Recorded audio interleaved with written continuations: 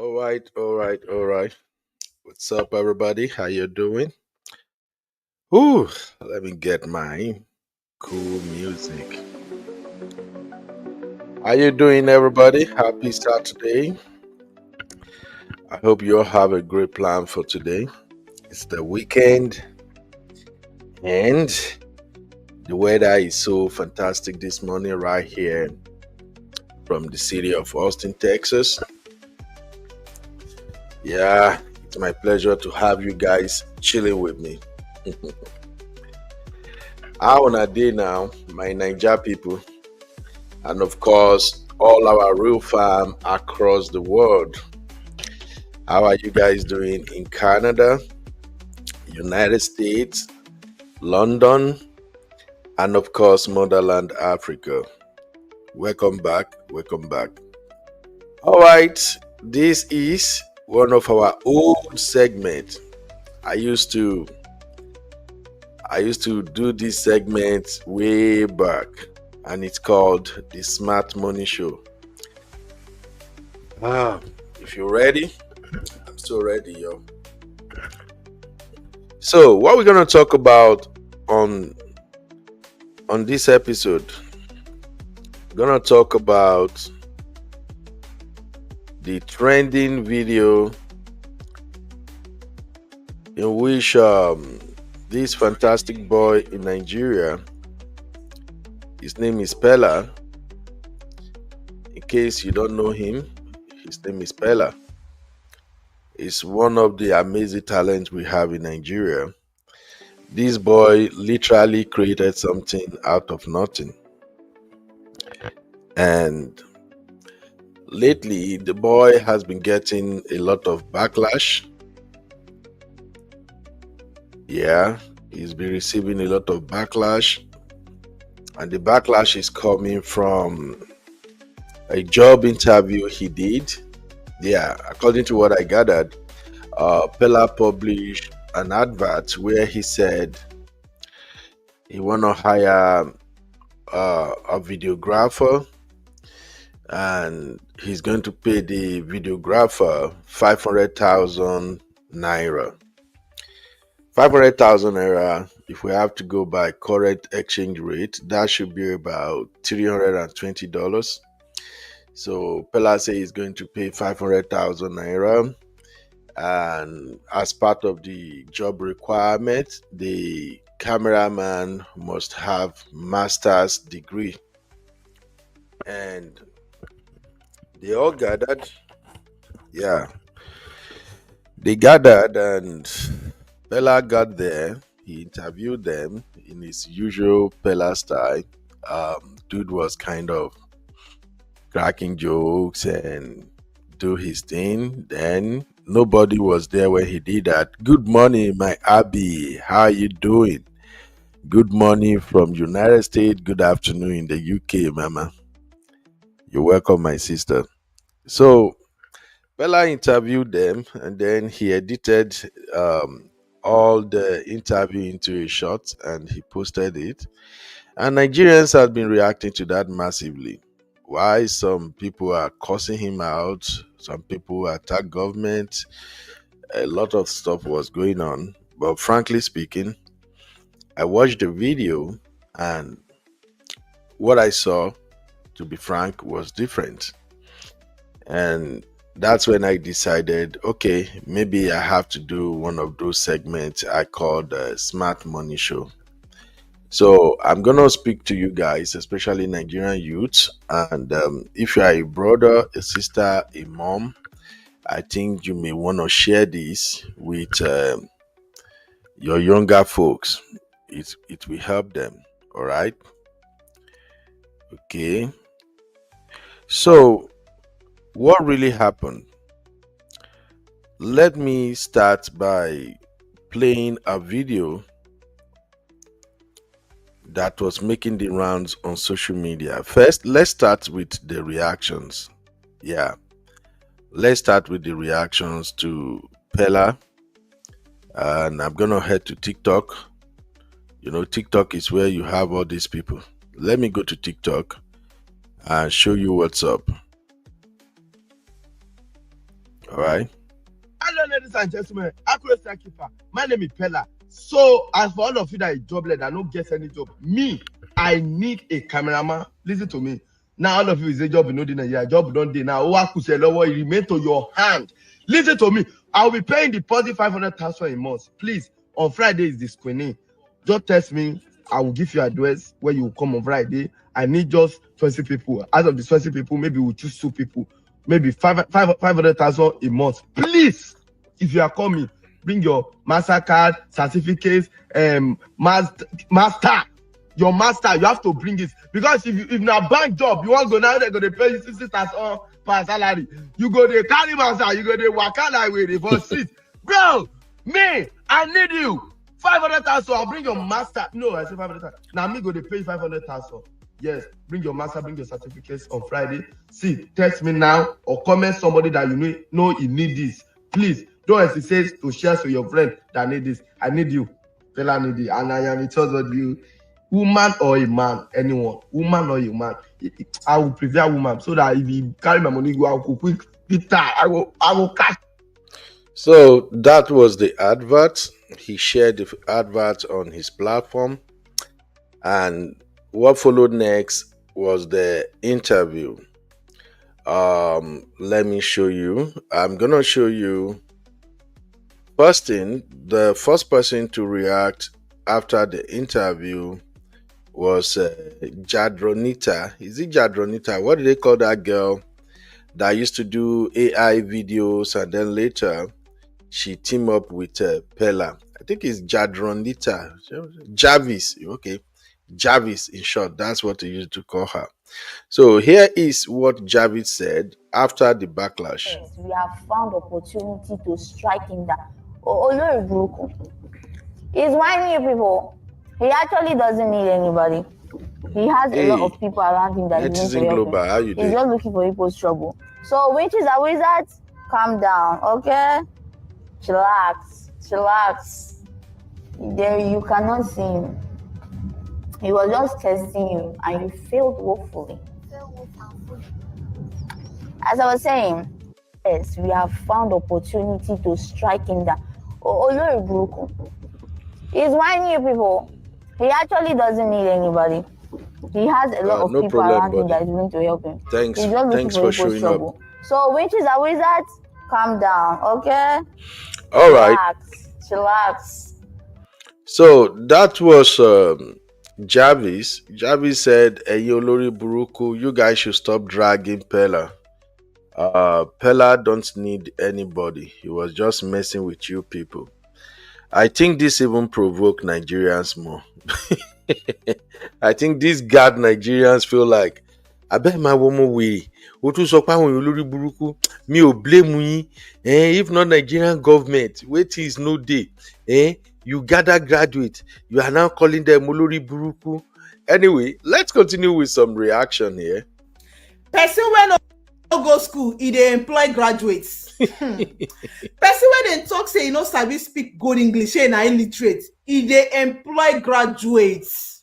I wonder graduates. I wonder people with master degree holders, people with BSc holders, people with HND holders. Person wey no speak, wey no sabi speak better English, wey no smell school, na im dey interview them to employ them, to pay them monthly 500k. Make dem just be in cameraman wey go dey follow am everywhere. You say guinea money no make sense. Money is everything. Money stops nonsense. First make money first as a man. You dey get? Make money first, and every other thing go become story. I dey tell you truth. Make you no carry school as first option. Omo, school na scam for Nigeria. You dey get?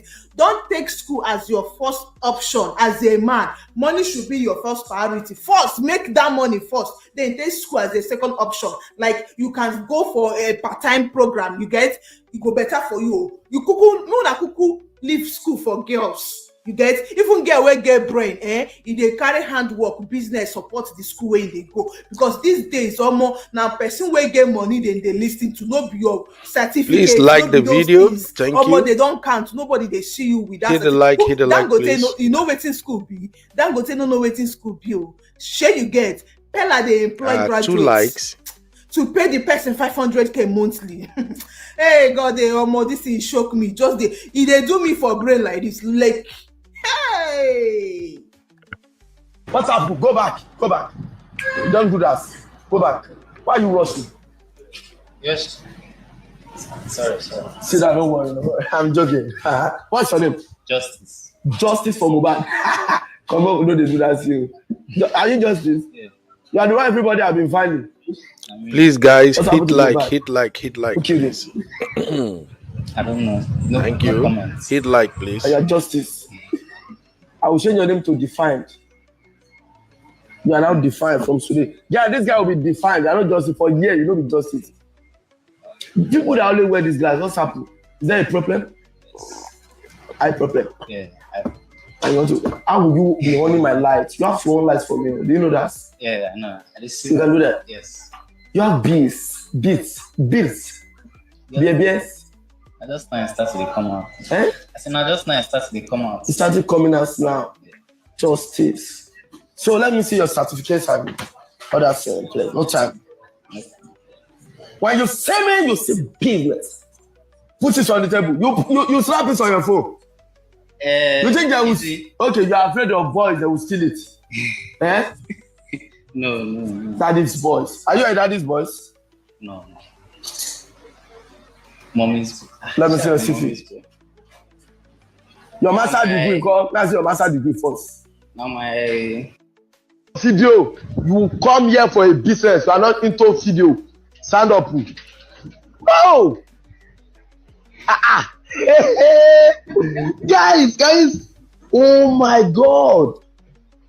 Bro, nice meeting you. You are in for here. I mean, you are doing the barber. You are him. Your name? Emmanuel. Your name? No video, yes. You will video. Everything will tire you. Don't worry. Emmanuel, you? Eh?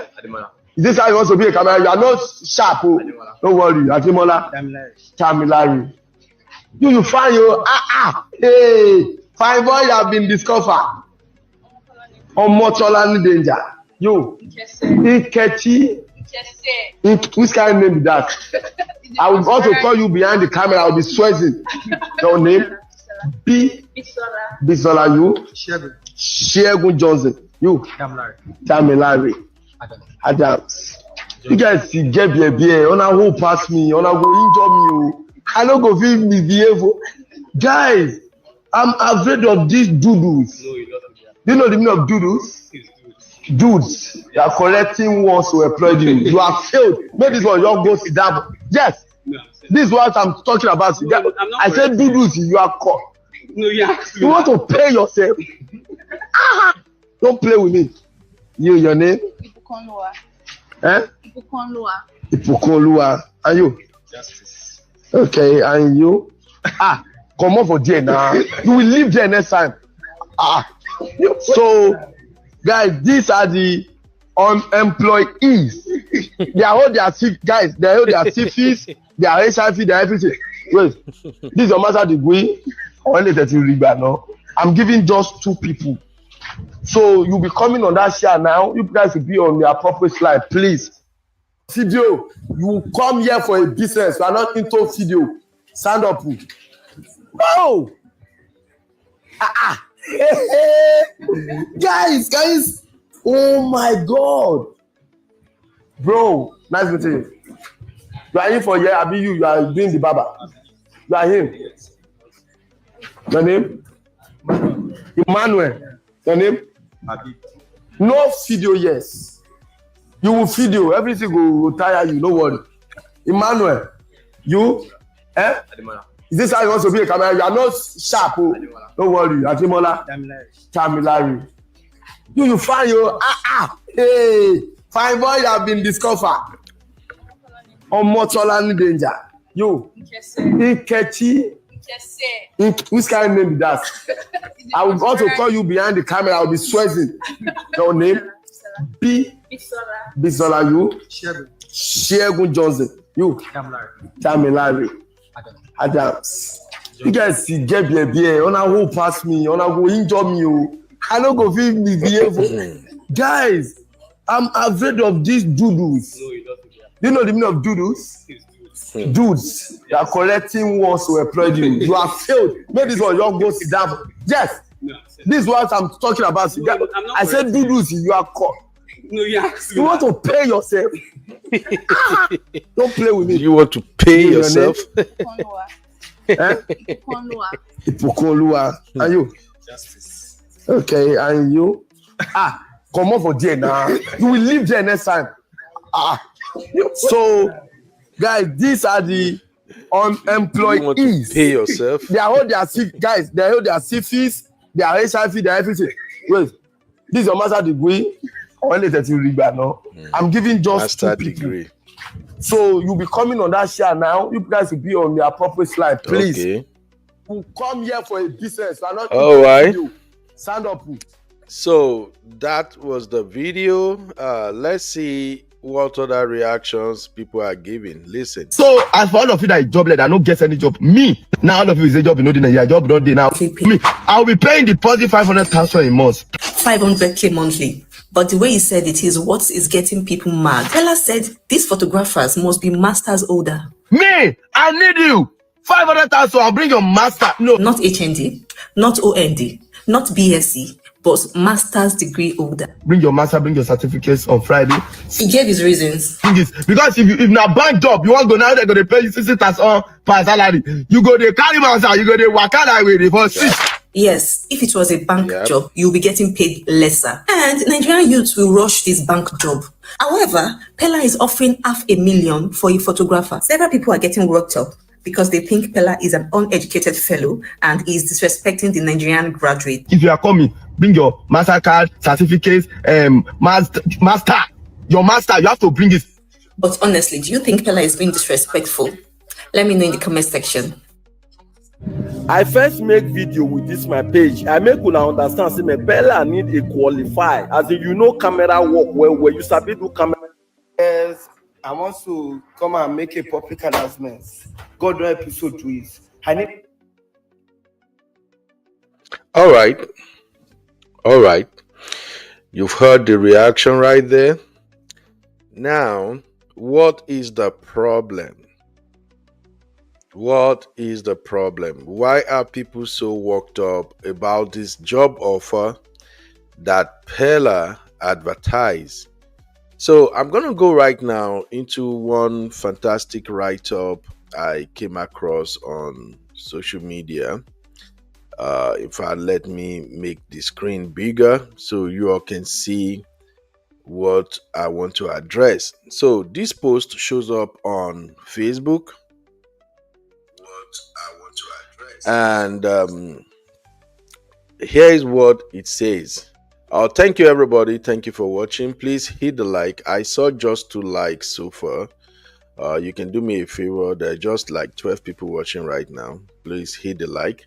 I should have pre-recorded this content and post it, but because of the nature of the conversation, I just wanted to do a Q&A as we dive into what's really going on and the lessons I want to like open Nigerian youth's mind to. So that's why I said, let me go live. Let me do it live so everybody can at least be part of it.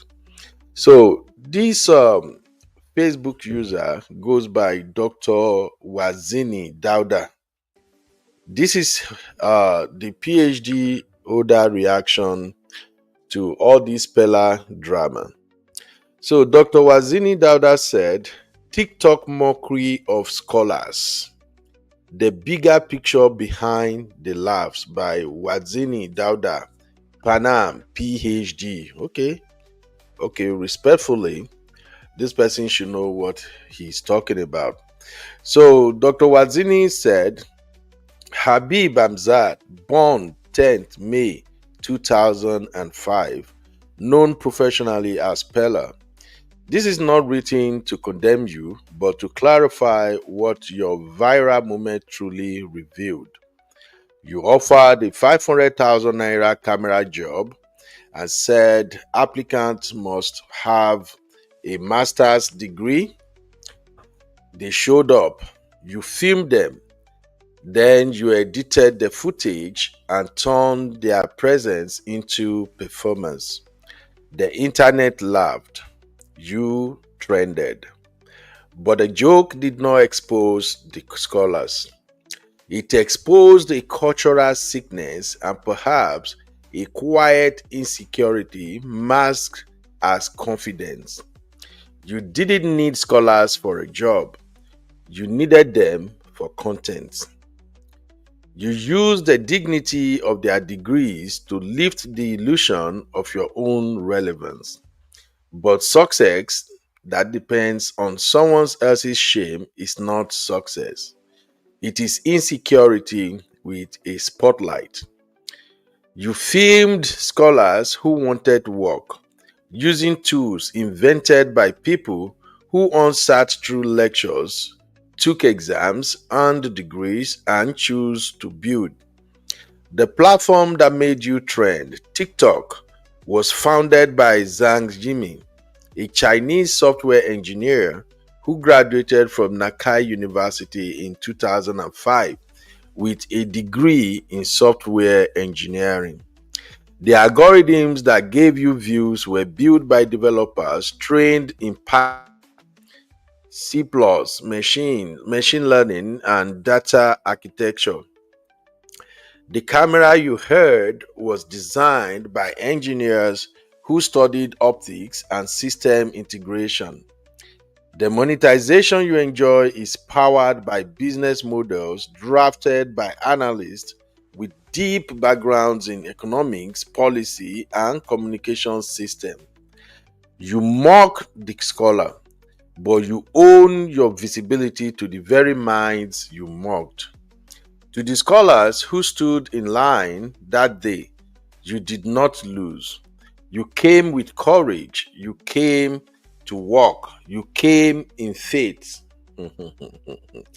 And you left with your honor intact. You were not props, you were people. And history will remember who stood with dignity when the crowd was laughing. To the custodians of education in Nigeria, the silence is becoming permission. When scholars are mocked and no institution speaks, you give the impression that dignity is negotiable.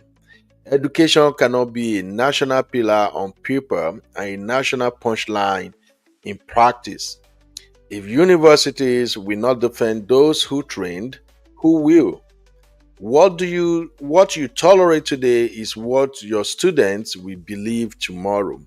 And to students like Andrew, those studying in dim room, those waking early to walk to class, those sitting in crowded lecture halls with flickering light, let this not discourage you. You are not wasting your time. You are laying a foundation. Your effort is not invisible. It is simple, not trending yet. A fool takes no pleasure in understanding, but only in expressing his opinions. Proverb 18:2. Education was never just about getting a job. It was about capacity, the ability to build systems, to challenge ignorance, to offer solutions. You don't need to trend to be relevant, and relevance that requires someone else's humiliation will never last. Let this moment remind us the world's most powerful tools were built by people who sat in classrooms. Mocking them will not stop their impact. And Dr. Wazini attached these screenshots where he says 20 master's degree holders lined up for the camera job Peller offered. And then some days ago, Peller announced a job offer and the pay is 500k monthly to hold a camera. Requirement, a master's degree. He will select only 2 people out of 20 people who applied for the job. Okay, so that was coming from Dr. Wazini, and as usual, Nigerians reacted to that. Now, let me come back to where we are right now before I dive into their comment. Thank you, Abby. Abby says, LOL. You better go and get a job you can put on your CV if you have a postgraduate degree. Thank you, Abby. Now, this is why I'm doing this smart money talk show. First off, big respect, maximum respect to Dr. Wadzini. That was a very insightful post.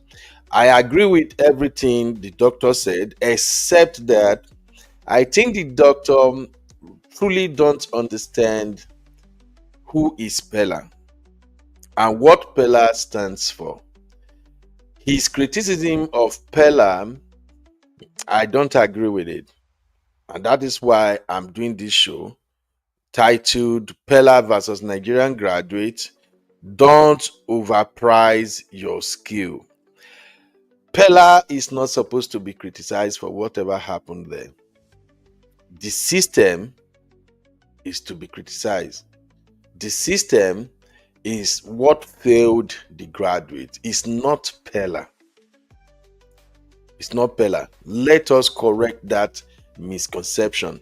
I've seen several people dragging and reacting to these incidents. They are calling Peller names. They are saying all kind of things. Oh, my Abby is here. Abby, sorry, my sister. I just see you right now. How are you doing today, Mama? I'm fine, sir. I didn't want you to be alone because CB is not here. Abby now. You see, that's why I love you, Abby. You just be like, make I go, they give Uncle Ben some small headache. Make you alone. No problem, sir. Continue. When you're ready for me to contribute, let me know. Thank you, my sister. So, as I was saying, I agree with Dr. Wazini's post. I think I give him a lot of respect for at least taking his time to pen down those key points. The only aspect I don't agree with him is his criticism of Peller. I don't agree with that because, to me, as a business person, I just see Peller as somebody who just want to hire someone for his trade. And what is Peller's business? Peller is a content creator. So when Peller advertised a job and said, I want to hire a cameraman, I'm going to pay you 500,000 salary. You must have master's degree if you're coming for the job. Peller did not go and drag those people from their home. These are the issues we have in Nigeria. We don't evaluate issues from the objective perspective. We always go in from the criticism perspective. We always want to criticize. We want to drag. We get emotional over so many things which we are not supposed to be. All right. Peller advertised, I want to hire. People showed up. Now, it is left for the people that showed up to try to design or try to imagine what the situation will look like when they get to the job center. He is a content creator. You should have known that many content creators, them and camera, they are 5 and 6. Whatever they do, they record it and post it. Before you went for the job, nothing stops you from asking a very critical question. Is this going to be filmed? This job interview, are we going to be recorded? You can ask. If they reply, fine. If they don't reply, make up your mind. If I'm going for this job interview, I may likely be recorded and be shown on social media. Hey, shout out to my mom of 5. How are you doing, man? Good morning or good afternoon in UK. So if you're going for that job, you should know that there is this possibility that you might be on camera. If you ask them, are we going to be recorded, and they don't get back to you, you should already know that, okay, I won't go because they go record me when I reach there now. So you have to excuse Peller for that. I'm not blaming Peller for any of that. That is his job. That is his life. I'm a content creator. If I go out to a restaurant to eat, I may choose to film myself. If I'm taking my kids to school, I can record myself. It's nobody's business. If I advertise right now and say, hey, I'm a married man, but I want to be polygamous, I need a side chick, if I put it out there publicly and you're coming for that interview, it is your job to first of all research me. Who is this guy? Who is this madman who is a married man and still say he needs a side chick and advertise it publicly? If you do your homework, you're gonna realize that this guy is actually a content creator. He's a podcaster. There can be something else behind this advertisement. So now, if you choose to show up to my side chick interview, already, the moment you see that I have camera there, you also have a choice to walk away. But maybe I advertise that I want to hire a side chick. As my side chick, I'm going to be paying you $5,000 every month. Then I tell you, I give you all the job description and the requirement, and you still choose to show up. It is no longer on me. If I record you and put it out there, you can't sue me. You go lose because you showed up. Now, if you ask me, sir, if I come for this job, am I going to be recorded? Will I be on camera? If you record me, are you going to post it on your platform? If I said no, then you showed up, I now record you, I now post it on my platform, then you can sue my ass because that is a breach of contract. Abby, am I right or wrong? Yes, you're absolutely right, Uncle B. Yes. So that is it. But if you don't ask question and you showed up and then I record you and I share, you can't do nothing. You can't even see, you violated my privacy. I don't violate shit because I'm a content creator. I actually made that post intentionally to create content and you choose to show up. So I'm not blaming what's his name? Peller for recording them and posting it. What's your take on that first, my sister? They should, yes, really and truly. If you want to take it there from the doctor, whoever wrote that stuff, you want to take it there. You as a person that has a postgraduate degree, a master's degree, you're not smart enough to know where you should be. That's on you as well. Peller has shown that content creators in general, for you to have that level of following and that level of relevance, it means that they do a lot of things for content, and we just have to be honest. I'm personally not a fan of Peller because that's not my style of content I like to digest, but at the end of the day, he's successful. Those that care for him, right? So I feel like even that whole idea of saying he only wants master degree holder is even just to provoke a reaction. That's why we're talking about it now. He knows what he's doing. He's smart. This is his job. Because if you think about it, what has the degree got to do with being a creative? What he needs is a good photographer, period. Because someone has a postgraduate degree does not make them a good photographer or someone that can capture your angles properly, or you need someone that is good at the job, and that person might not even have a degree at all. So I think he wanted to provoke a conversation, and he's gotten that. Same thing with his girlfriend Jarvis that came out to also talk. They that's what they want, and I think people need to recognize that and just take it for what it is. I personally am generally tired of the criticism of content creators and not really understanding how content goes. Exactly. Thank you. Tired of it. Yeah. Thank you, my sister. Let's quickly address something here. Shout out to my sweet sister, mom of 5. So M5 said, but Uncle B, that should be listed in the job specification. And then M5 also said, it should be listed on job specification that the job interview is going to be recorded or listed. Thank you. But here is the thing, my sister. I'm in HR myself. Sometimes if you are advertising a job, there are some information you expose there and there are some information that you don't want people to have access to. Let me do this. I don't know. Ever since StreamYard get into this new upgrade, we've been having issue with how to add people to the stream. I see you, Honey Babe. Let me just log in with my phone so I can add you from my phone. Sorry.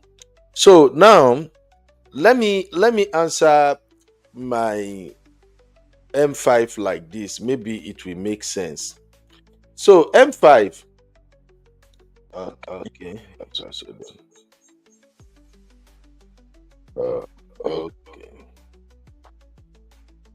Okay. All right. So, okay, Honey Baby, you are here now. So M5, let me answer it like this. Let me answer it like this. Now, when somebody advertise a job, imagine I advertise a job. I need a driver. This driver, you must be a graduate. You must have so years of experience and everything. Apply to this job. Interview will take place at so place. Now, if I say interview will take place, I say place. If I did not include the place and I just say interview will be 8 o'clock next week Saturday, I put the date there. You saw the advert and you don't see the location. Won't you ask where is the location of this interview?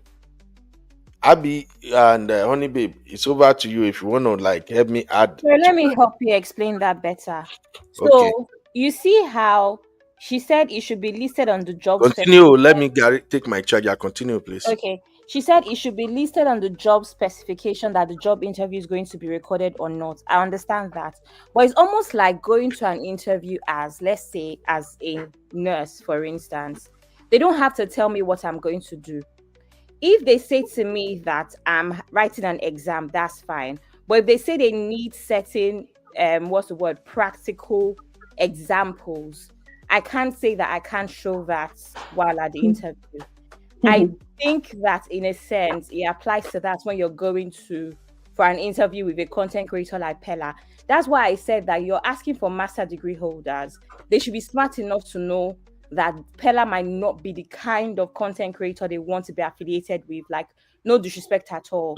I'm just saying that I expect better from someone that has a postgraduate degree. And I know that the country is hard. I know that 500,000 is a lot of money, but that's the reality.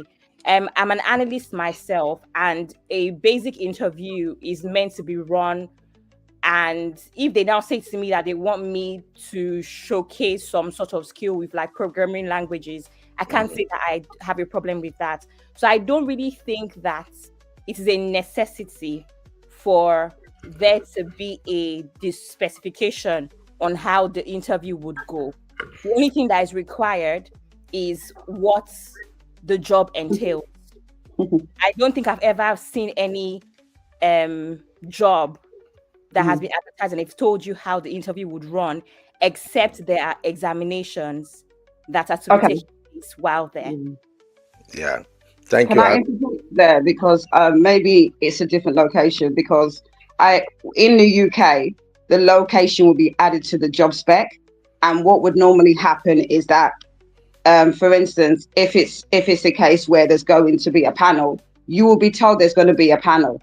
If there's going to be assessment, they will tell you there's going to be assessment. So it's on the person that's advertising the job advert to actually specify what's going to happen. Is, because you don't know as an applicant. If it's going to be recorded, the job advertisement has to actually say it's going to be recorded, because in the UK, as far as I'm concerned, you can't record anyone without their permission or their consent. There's privacy and GDPR regulation in the UK. I don't know how it is in the States. I don't know how it is in Canada. So I think there's a difference of opinion based on location, but you cannot record someone without their consent and you let them know. So I think there's a misunderstanding there, because definitely in the UK, you can't just assume, it's okay to, because I'm advertising a job, it's okay to do whatever you want. No, it's not. You have to let people know what's happening, and they can choose to decide not to withdraw their application or to continue their application. Okay, that is in the UK, but this now happens in Specifically said location. Yeah, this happens in Nigeria. So, and I'm doing this show just to educate our Nigeria young folks. Nigeria laws don't specify many of these things until it happens to the children of the rich and the elite. That's when they will now pay attention to it. But as far as the children of the poor are the one being affected, nobody bothers. And you were right, honey babe. Right here in the US, you can't record people anyhow without their consent. But Exactly. then it's Nigeria. You I apply. understand. It's this excuse that because it's Nigeria. I mean, if Nigeria's going to get better, we have to have certain things in place. We have to start somewhere. All this excuse for everything is Nigeria. So it's a lawless society. We can't continue with that narrative. We have to start change now. That if you're, in the job application market in Nigeria, there has to be certain things ingrained in the way that you advertise a job and the expectations of a job spec. What you need to bring to the table. What is a job spec? And knowing to refer to a job spec and then doing your application based on that job spec. Yes. Nigerians are not stupid, so I don't understand all this intelligence, all this education. Why can't we apply it to the way we organize certain sectors? The same answer, honey babe. I'm tired, man. It's Also, I Nigeria. wanted to say that having an expectation of an organization is not the same thing as having an expectation. I don't know, it's Peller. Peller can barely articulate himself. That's why I'm saying that even I, with a postgraduate degree, I'm not trying to be disrespectful, but for me to bring myself down to that point of going for a Peller interview, yes, the country is bad. Yes, $500,000 is a lot of money for a lot of people. But let's actually just even put everything in place as well. It is Peller versus maybe an Access Bank. Even Access Bank will not do well. But an Access Bank asking people to come for an interview is not going to be the same process as Peller. Exactly. That has even had the audacity to go out to put on TikTok that this is what I want and you have to be a master's degree holder. What I said initially is what has been having a master's degree got to do with creativity. The average photographer that is trending right now. My friend is getting married in December. We're planning the wedding. I'm her stylist, and we're hearing 10 million naira for photography. None of them have master's degrees, do they? There's only a few like Beige and them lot that went to school abroad. So really and truly, if he's more focused on the creativity, which is what he needs, then he's not going to be asking for a master's degree. But what is he trying to do? He's trying to provoke us to have this conversation, because the more we talk about him, the more he stays in the news. It's content. It's content. Yeah. It's content. It's definitely content. Yeah. That having those expectations of Peller versus an Access Bank or any other, I don't know, Cadbury or whatever other organizations that are out there that employ people is not the same. Do you know what I mean? So if anything, it is what it is. And I would like to think that those people also, using their common sense, would know that something like that may happen. It is Peller. Exactly. For Peller. Exactly. Thank you, honey babe, and my Abby. Thank you very, very much. So you just mentioned very important aspect of this conversation now. Common sense. And bringing that back to what my honey babe says about, I know honey babe is tired of hearing Nigeria. This is Nigeria. This happened in Nigeria. See, hey Bilba, how you doing, my sister? See, honey baby, just like you were tired of hearing Nigeria this, Nigeria that, we are also tired. I don't tire. But at the same time, you're gonna have to survive in the environment where you live. And that's why I kept saying, to have lived and grew up in Nigeria, and then now having this privilege and opportunity to live in Western world, is a blessing to me personally. I don't know for others people, because when you compare these two worlds, you can see crystal clear what we are doing wrong in Nigeria and what they are doing right in abroad. And so far, the people in government, the people who are actually in a position to make amendments, they refuse to do that. All we can do is either we teach people how to survive in that environment, or we can just criticize and attack. So that's why for me, I choose to teach people how to survive in the environment. That's my own approach. Because even if I criticize from now till tomorrow, it won't make any changes. Nigerian politicians know the hear word.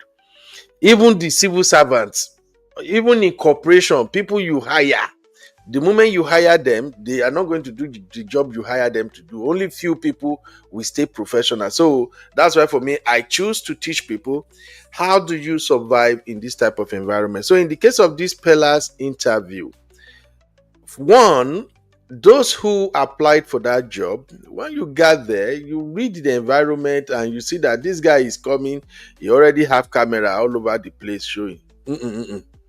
If not me, if I don't want to be put on camera, I don't want you to show me on your platform, I carry my bag, JJ, I will sneak and walk away. They have that choice.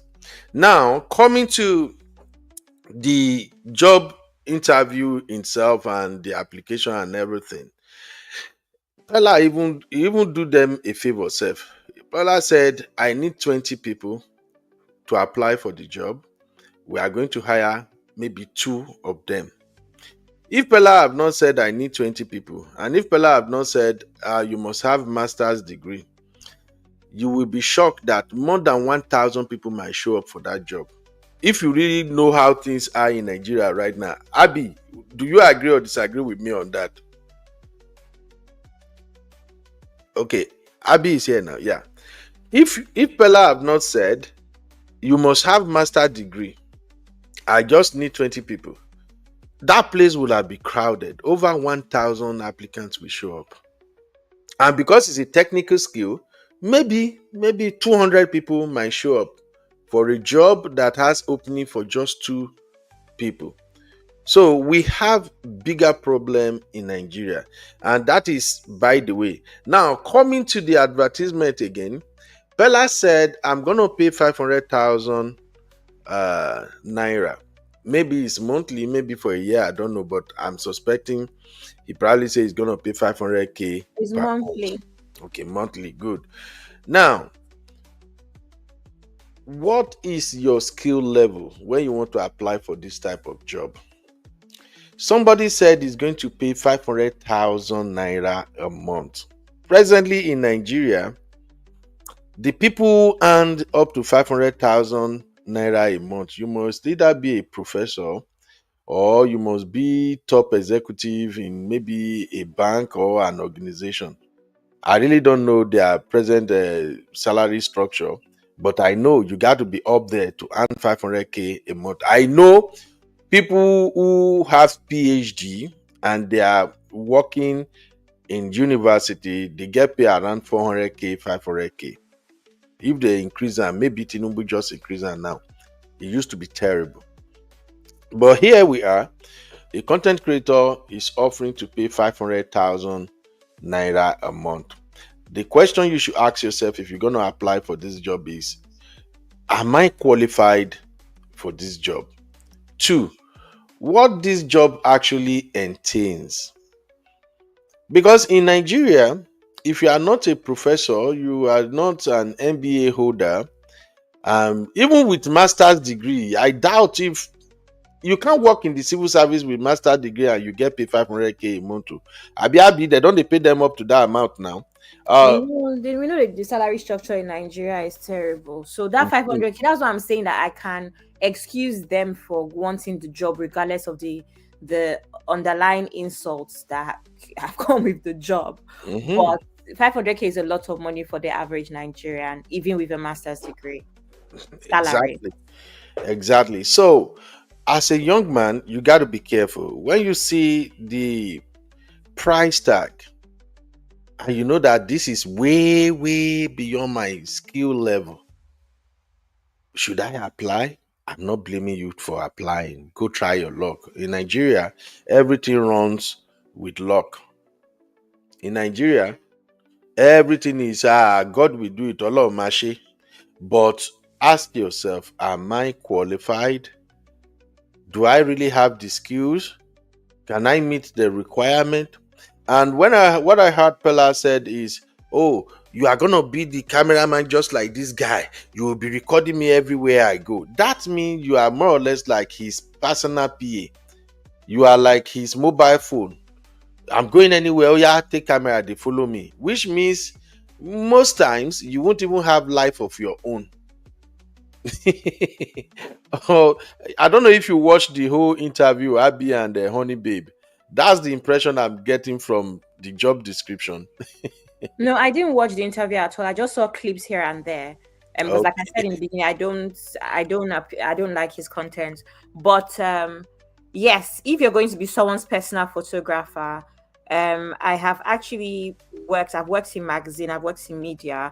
If you're going to be in that position with any celebrity, you're most likely not going to have your life to yourself. You're basically required to be with them all the time, because the idea is you also want to capture candid pictures, or can make candid videos where it's not necessarily planned, and pictures, because that's the whole idea. You want just natural shots, Yeah. So always be attentive and be available. Yeah. So now when these folks showed up for that interview, I think I have someone else. Oh, Honey Babe, did you went out before? Let me add you back. Okay. So Sorry, I got kicked out. no problem. So now let's consider another aspect of this interview. Hey, 2Y, what's up, mommy? 2Y, are you a man or a woman? I see 2Y. Okay. So 2Y said, Peller just want to make a point by specifying the qualification. He's mocking graduates and degree holders. 2Y, I kind of disagree with that too. He's not mocking anybody. The one I think is really mocking graduates in Nigeria are the government. They are the one mocking graduates. If jobs are available, I don't think people will want to go and work for Peller. Right now, anything that carries money, a Nigerian graduate will apply for it. Nigeria might be the place where I don't see person wey study Yoruba education. You go apply for economic job, an economic analyst job. So I don't blame Peller. I blame the government. I think I won't give Peller credit, whether we like it or not. Peller provided job for a lot of people. All these guys that are into content creation, if you know the number of staff on their payroll, you say fear go owe you. All right. And I know because I'm running a small YouTube channel here. Did you know right now we are 5 working on this small channel where you see 5 staff? We have blogger. We have somebody who do the blogging across on my platform. We have those who do research. Bflex, Tosi, even Simbi join in research at times. Simbi is my co-host. If I'm going live, Simbi is coming with me. You see? So we have storyteller. Twintade is storyteller. So when you look at it deeply in Nigeria, these guys, Mr. Macaroni, Brother Shaggy, all of them, Kiki, they have many staffs that are working for them that they are responsible for paying their salaries. So I'm not blaming Peller for nothing. He's doing even better than a lot of politicians by providing job. Now, when we look at how he goes about it, the way he's doing the interview, the way he's kind of funny about it, but that is Peller's niche. That is his trademark. That Peller is a very educated boy, and from what I've seen in that interview and how this guy moved, Peller is smarter than your average Nigerian. If somebody can be doing caricature, doing humor, pretending to not know how to speak English, and hop on TikTok and have this massive followership, meeting governors, traveling at his age, that is a smart boy. That's my impression of Peller anyway. So, but coming back to this job thing, I also want to talk about these overpricing skills. And I have a personal experience to share with you guys. But first, let me ask Honey Babe and Abby if they want to add anything to this angle of saying Peller is making mockery of Nigerian graduate. Honey Babe, do you think Peller is mocking the graduates? I really don't know because I'm not I'm not really privy to his psyche, but I think I don't know whether he's doing some type of experiment or some type of point to say that, I don't know, because like I said, in the UK there isn't that emphasis on degrees anymore. Sadly. I am no longer in the investment world, and I'm actually doing, I'm obviously doing my property business, but I'm making the effort to kind of do apprenticeships to get myself, to give myself experience in other sectors in property. But that's a different conversation. I think it's an experiment, and I think maybe he's making the point that maybe you shouldn't overprice your skills, because right now in other, locations, degree doesn't mean anything, because COVID kind of, opened the kind of lens and it was a lot of people that had skills, plumbers and electricians that were in work and that were making crazy money. A lot of my friends that were in IT were, their contracts were cut short or they weren't extended. And these are the ones that had all these degrees in IT and all these certifications. So I don't know whether he's trying to say that, that don't overprice your skills. And with what's happening with AI and everything, I think personally that if you have children and if you're talking about what's going to happen in 20, 30 years, you really need to think about, are degrees relevant right now? Maybe that's what he's talking about. I don't know. Okay. Thank you, Honey Babe. The reason I said Peller is not the one that is passing the message for don't overprice your skills. I'm the one who actually coined that out, because as an employer myself, I have lost count of how many Nigerian youths I have interviewed whenever I'm hiring. One thing that is common with them all is they mostly overpriced their skills. And overpricing their skills usually costs them the opportunity to be hired. Many times when I want to hire people, in the past, I will interview almost everybody that applied. I will be patient. But nowadays, I don't even have that patience. Once I set up the interview, mostly maybe on WhatsApp or phone call, once I ask you one or two questions and I see how you answer those questions, if I want to shut it down, I just shut it down straight up. And the reason I do that is the moment I sense that you are overpricing your skills, I don't need your service anymore. That's just me. Can I say something? Yes. Like I said, I don't know how it is in Nigeria, but I think a lot of people tend to think that I can just bluff my way. I've got my degree and everything, but what you need to do is that you're supposed to look at the job spec and then look at your CV, and you're supposed to take your transferable skills and then apply them to the job requirements. That's where you get yourself unstuck, because a lot of people don't have those relevant transferable skills and they just bluff it. So you, for instance, have a degree in economics, but you want to now do IT. You don't have transferable skills because you have no experience in IT, but yet you now apply for that role. So I think that may be the problem, where you're just using the fact that you have a degree and you actually have no transferable skills. Yeah, thank you, Honey Babe. Can I add to that, Uncle Beno? Yeah, go ahead, my sister. First things first, just for context, I went to secondary school in Nigeria. I came here for A-levels, university times 3, and we're here. Cool. So one thing I know about my friends that went to uni in Nigeria is that everybody works in the bank. In fact, the reason I use Access Bank as an example prior to this, because Access Bank is one of the biggest organizations that actually employ fresh graduates, so first grad jobs. They are known for this, right? So my point now is that if you do zoology in uni, Access Bank, biochemistry in uni, Access Bank, that is to answer Honey Babe to say that sometimes the way skills are, they can be transferable depending on wherever you get a job, right? So sometimes that's just how we go, especially in a country like Nigeria where things are just messed up, and even a lot of courses that are studied in Nigerian universities are not even transferable in real life.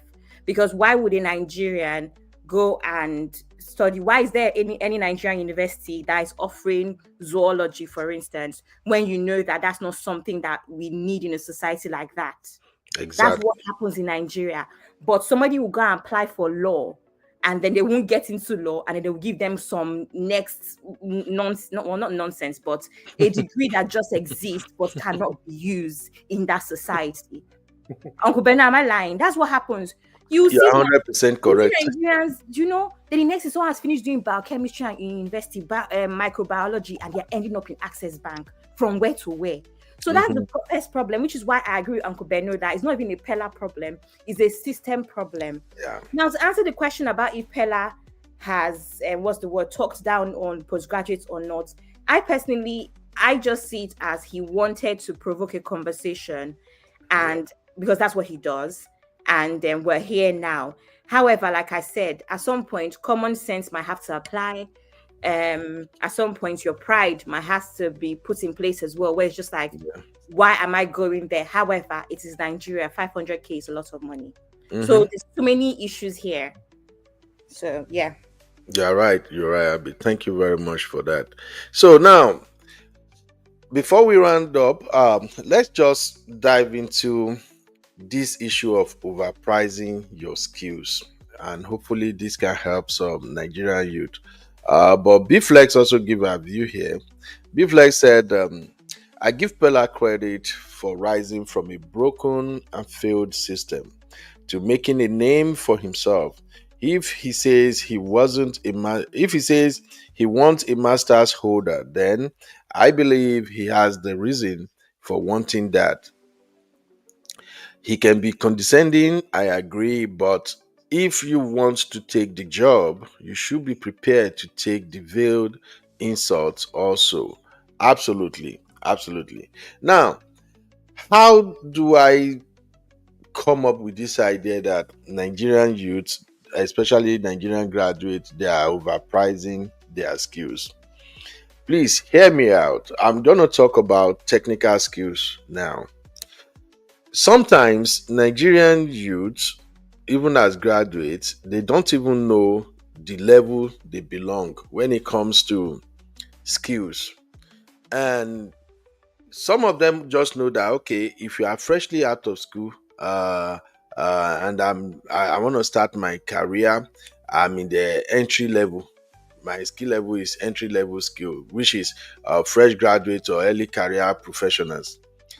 But then, before you can describe yourself as having mid-level skills, it means you should have worked for 3 to 7 years, meaning you have 3 to 7 years experience. And after that, you can say, okay, by the time you want to describe yourself as having senior level skills, so definitely you have become an experienced professional, meaning you could be in that field for like maybe 10 years minimum.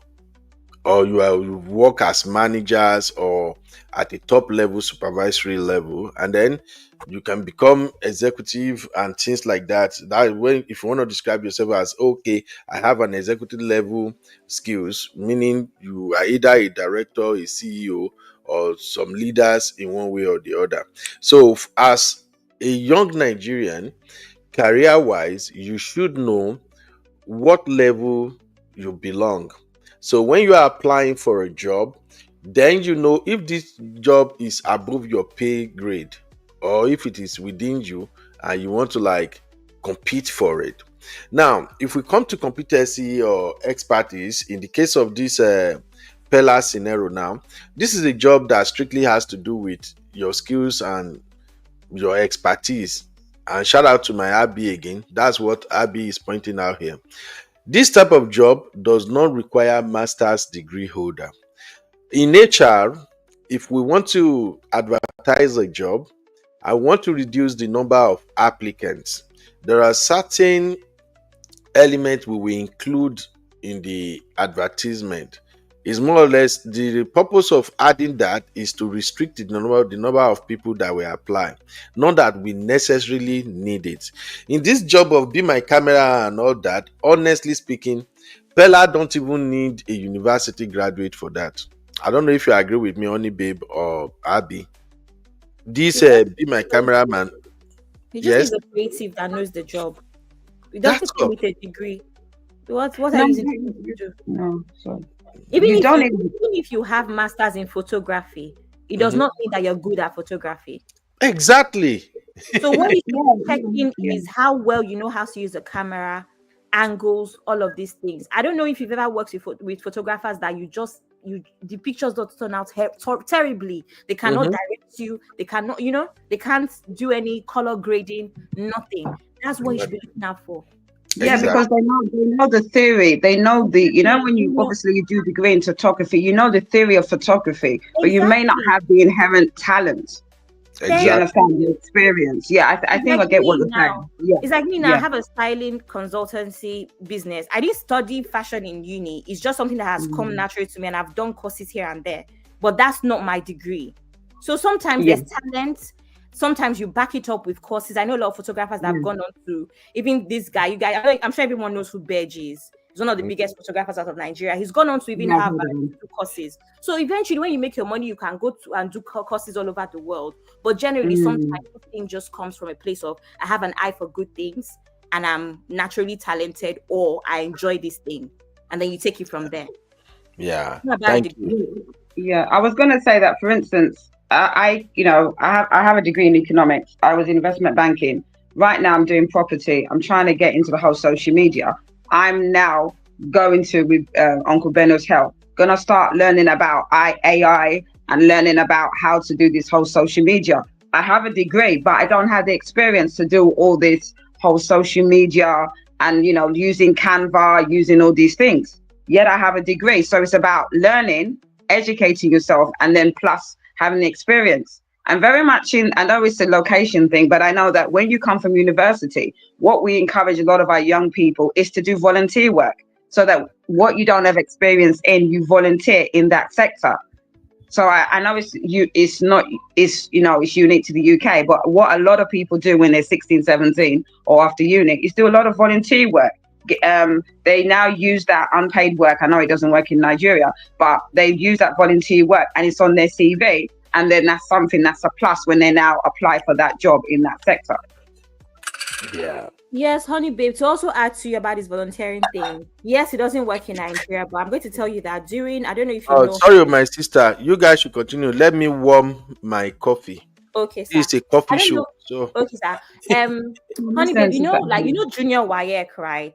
That's like Yeah, first yeah, I've heard of it. stuff like that. So after junior Yeah. YX, there's Yeah, a that's the huge volunteering. Yeah, sorry, my bad. Yeah. yeah. So there's a huge it depends on your parents. There's a huge break, like 3-4 months before you now finish up and then go back to school in September. Okay. I learned how to sew. I learned how to Okay. do hair during that break. And in fact, Okay. that's what even helped me through uni here. When I was at uni here, I used to do hair at uni for like friends and stuff and just get like 20 pounds here, 30 pounds here and stuff. I've been to date. The reason I can do my hair properly is because of that. So Because of that a experience. lot of kids that I know, that's what we did after junior YX. We went to learn how to sew. We went and learn how to do, but it depends on the sort of parents you have and if they care for you to have those skills. But I say this to say that sometimes it's not transferable because obviously you know how Nigerian system is. It's either you're educated or you're not. You can't like even here. I've volunteered in hospital and all sorts, so I get you. But I'm just even saying how sometimes we can just have little skills here and there. And for that, the younger ones do something anyway, even if it's carpentry, you just never know when you'll come in It's handy. a skill. Yeah. Exactly. Yeah, Because definitely. these days with social media, a lot of people are using their skill. Has anybody seen how people are selling like crocheted dresses and stuff? There was one babe that's been trending on TikTok, sis. Her crochet dress is 1.8 million naira. I'm not joking. 1.8 million naira. What is all of us? Did we not crochet in secondary school? I did sewing in school, yeah. And then she got an online presence, and then here we are. Exactly. That's how life is sometimes. It's not about a degree. A degree, but all of us are chasing content creation, degree, but all of us, why am I doing fashion on the side? Because at the end of the day, at some point, you're going to have to chase your own passion and build something for yourself outside of your job. Exactly. So, yeah, exactly what I'm saying. I did the traditional route, like I'm the eldest out of 3, and all of us went to uni. I've had enough of this whole city life, and I'm knowing now that I want to pursue my passion, which is property. Obviously, property is a lot, so you need to educate yourself. The whole social media space. I am learning again at middle age. You understand? But I'm realizing I need to have the skills and the education to do that. And I think personally for me, I personally think degrees are overhyped. Especially in the location I'm in, unless it's in the, I can only speak on my location, but unless you want to be a doctor, which you have to have a degree, a social worker, which you have to have a degree. I personally think that most occupations, you don't need a degree. A lot of my friends' children, I encourage them to do apprenticeships. A lot of them are not going to uni. Nobody wants the debts. The UK, it's 9,500 a year, which is, you can imagine, under 40K for a 3-year degree. Most children and most parents don't have that type of money. So there is this emphasis in the UK government to go into apprenticeship. So I encourage a lot of people, if they can, based on their passion and what they want to do apprenticeships. It's a great way for the companies to pay for you to be trained up and get the work experience. And I personally believe that a degree is great, but it has to be specific to what you want to do. Not every degree. I have a friend of mine when I went to uni that she did a degree in classics. She did a degree in classics and ended up being a PE teacher. How did that make sense? Classics is obviously literature, and she became a PE teacher. And she had to retrain to be a PE teacher, so she wasted that degree. So I think it's very much a case of, I would encourage anybody that think about what you want to do. Think about the skills and the education. If you want to be IT, then obviously think about the courses you need to do. Don't just pick any degree because it's a degree. And that's what I think a lot of, unfortunately, Nigerians tend to do. Because of the type of structure they come from, I need a degree. Because for me, you said someone did zoology. How is that relevant to working in a bank? But unfortunately, it's the system. I know it's the system. I get what you're saying, but it's unfortunate because for me, a degree should reflect the job and the sector that you want to work in. Yeah, honey babe, I agree with you, but I don't Honey babe, no verse so happy. No verse happy. Honey babe, Nigeria is where you will see somebody who study agriculture. Agriculture is another good one.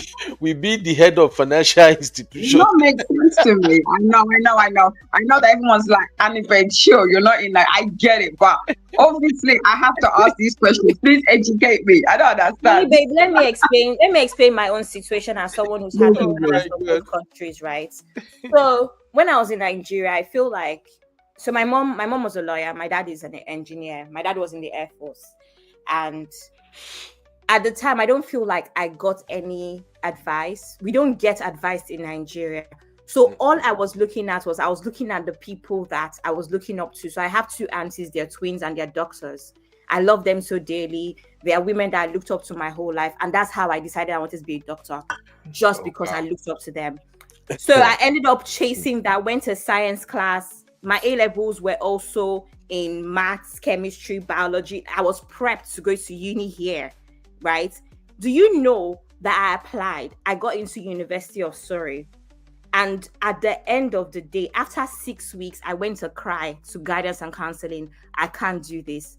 That is how I ended up getting advised. So at this point, I'm 17 years old. For the very first time, someone sat down with me and advised me on a career path. That's how I switched. Luckily for me, they said because of the A-levels I had pretty good results. I could switch to anything the university offered. They sent me to 5 heads of departments at the university. And that's how I ended up in international business management. And then went to do a master's degree in strategy and analytics. Too much money. You know the funny thing, Sister Abby, that's what we get career advice when. Like my son is 13 now, so he's finishing next week. Thank God, 6 weeks holidays. I'm dreading it. And then he's going to be in year 9. From year 9, they give them career advice of what their GCSEs should be. We don't get that in Nigeria. Exactly, Sister Abby. Yeah, I get you. They need that. What your parents want to know. My own grandfather was there saying, my doctor. Like that's how you see your head will be swelling. You don't want to let people down. You want to be a doctor. You want to be a lawyer. That's all we get. We just get pressure. So there's no real advice. So of course you're going to have some. Also, to just round up as well, so Uncle Beno can go. Also, like I said, some people actually end up applying for the courses they want, but they don't get it because of the messy system, and then they get zoology or they get agriculture, just like what we're saying. Yep. And then when you're not stuck in agriculture for 5 years, that is what it is. So some people actually know what they know. They want to be doctors, they know they want to be lawyers, they know they want to be accountants, but they don't get into the course. It's a shame because it's a shame. I went to, I don't know if I can say the name of my uni. I went to Goldsmiths in London and University of London, and I was supposed to, I didn't get the grades I wanted. I actually got one of my grades, which was politics. I didn't get the best grade. So I ended up going through clearing. I don't know if you know what clearing is, Sister Abby. But because I wanted to do a politics degree, I ended up doing economics with politics. So I was able to get into clearing where I got my second choice.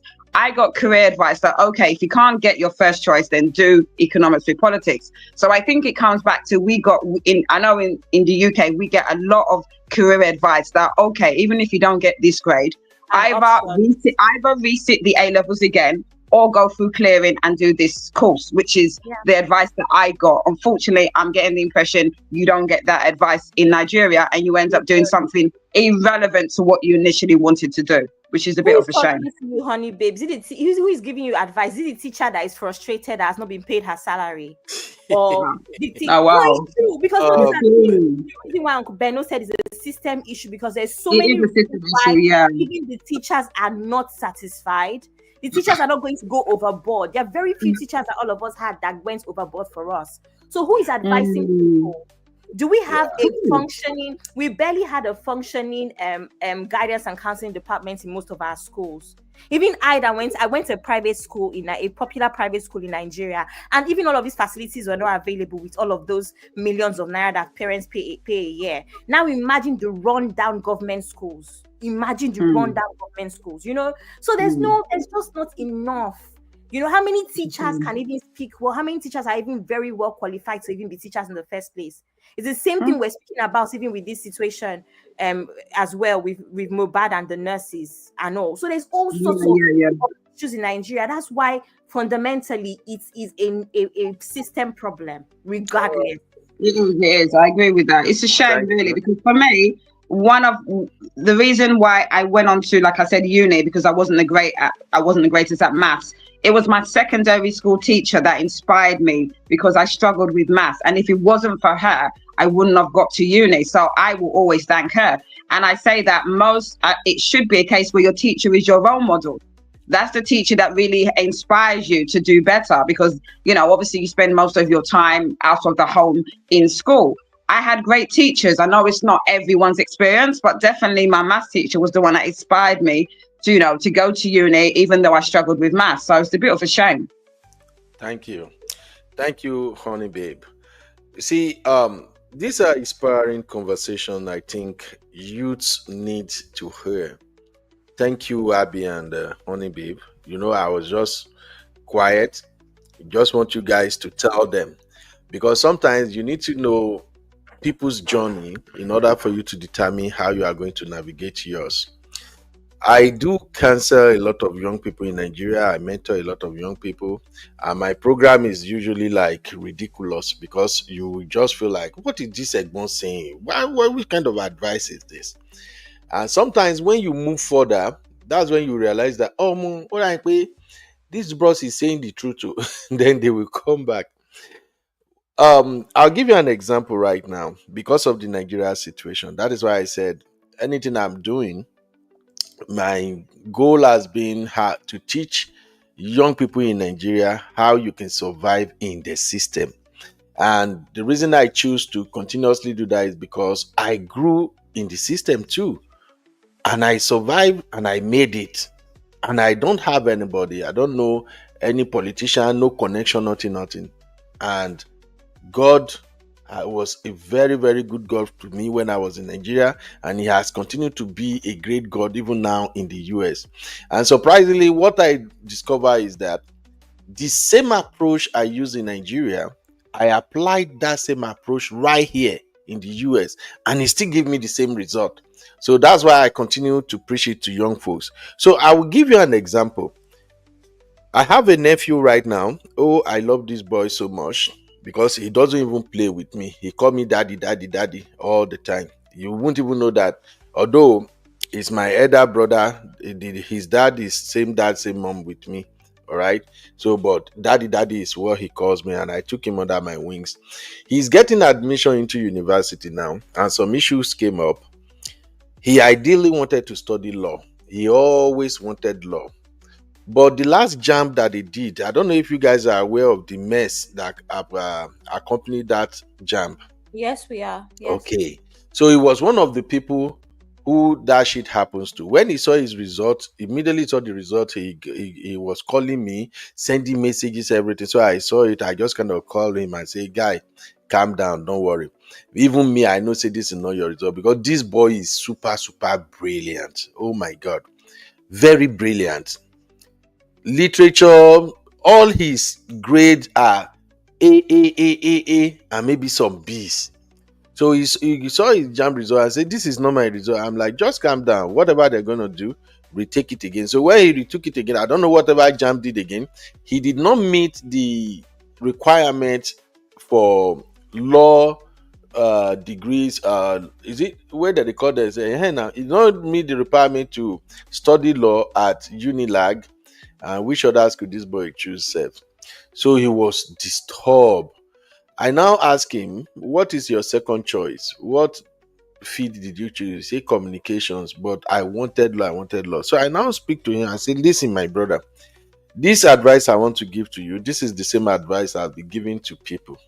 And if you listen, it will favor you in the future. You see, university is not about the certificate you want to get in the university. It's about the universal knowledge that you acquired and how you applied those knowledge after school. If you go to school and you are fixated on getting a job with your degree, you might end up being poor in life, or you might end up being average.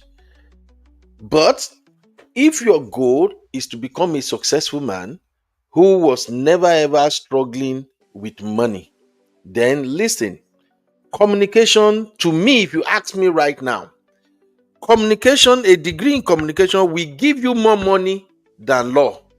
Yes, I said it.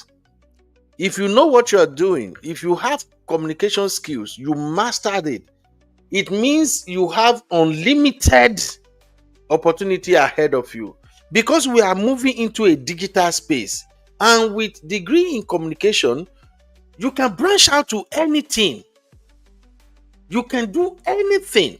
With a degree in communication, when you finish in a Nigerian university, you don't have to go and look for a job. He struggled with it. He was like, but uncle, I've always wanted to do law. All I wanted is law. Please, dad, I just want to do law. I said, listen, you can do law, but what if you don't get admission into law? Go do the communication. Now, from day one in the university, start researching, how can I make money as somebody who has a degree in communication? We are in a digital space. If you can speak, if you have good command of the English language, oh my God, you can make unlimited amount of money.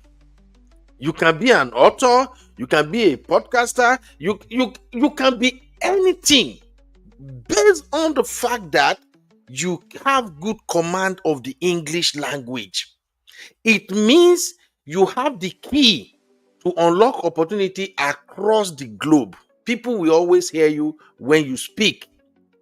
And then anything you want to be, you can be. But the bottom line is, I don't know what happened. Maybe some people have told him before that, lawyer knew. So I now say, here, let us do something. I need you to make a list of the lawyers that you know around where you live. Because he was making reference to all these big time lawyers in Nigeria, you know, the Femi Falanas, the Williams, all these. I'm like, forget all those people. You don't even know their story. Many of them get money not because they are lawyers. They get money from other businesses that they are not opening to you. But because they have passion in that law field, even though they are making money elsewhere, they present themselves as lawyers. That's what you get to see.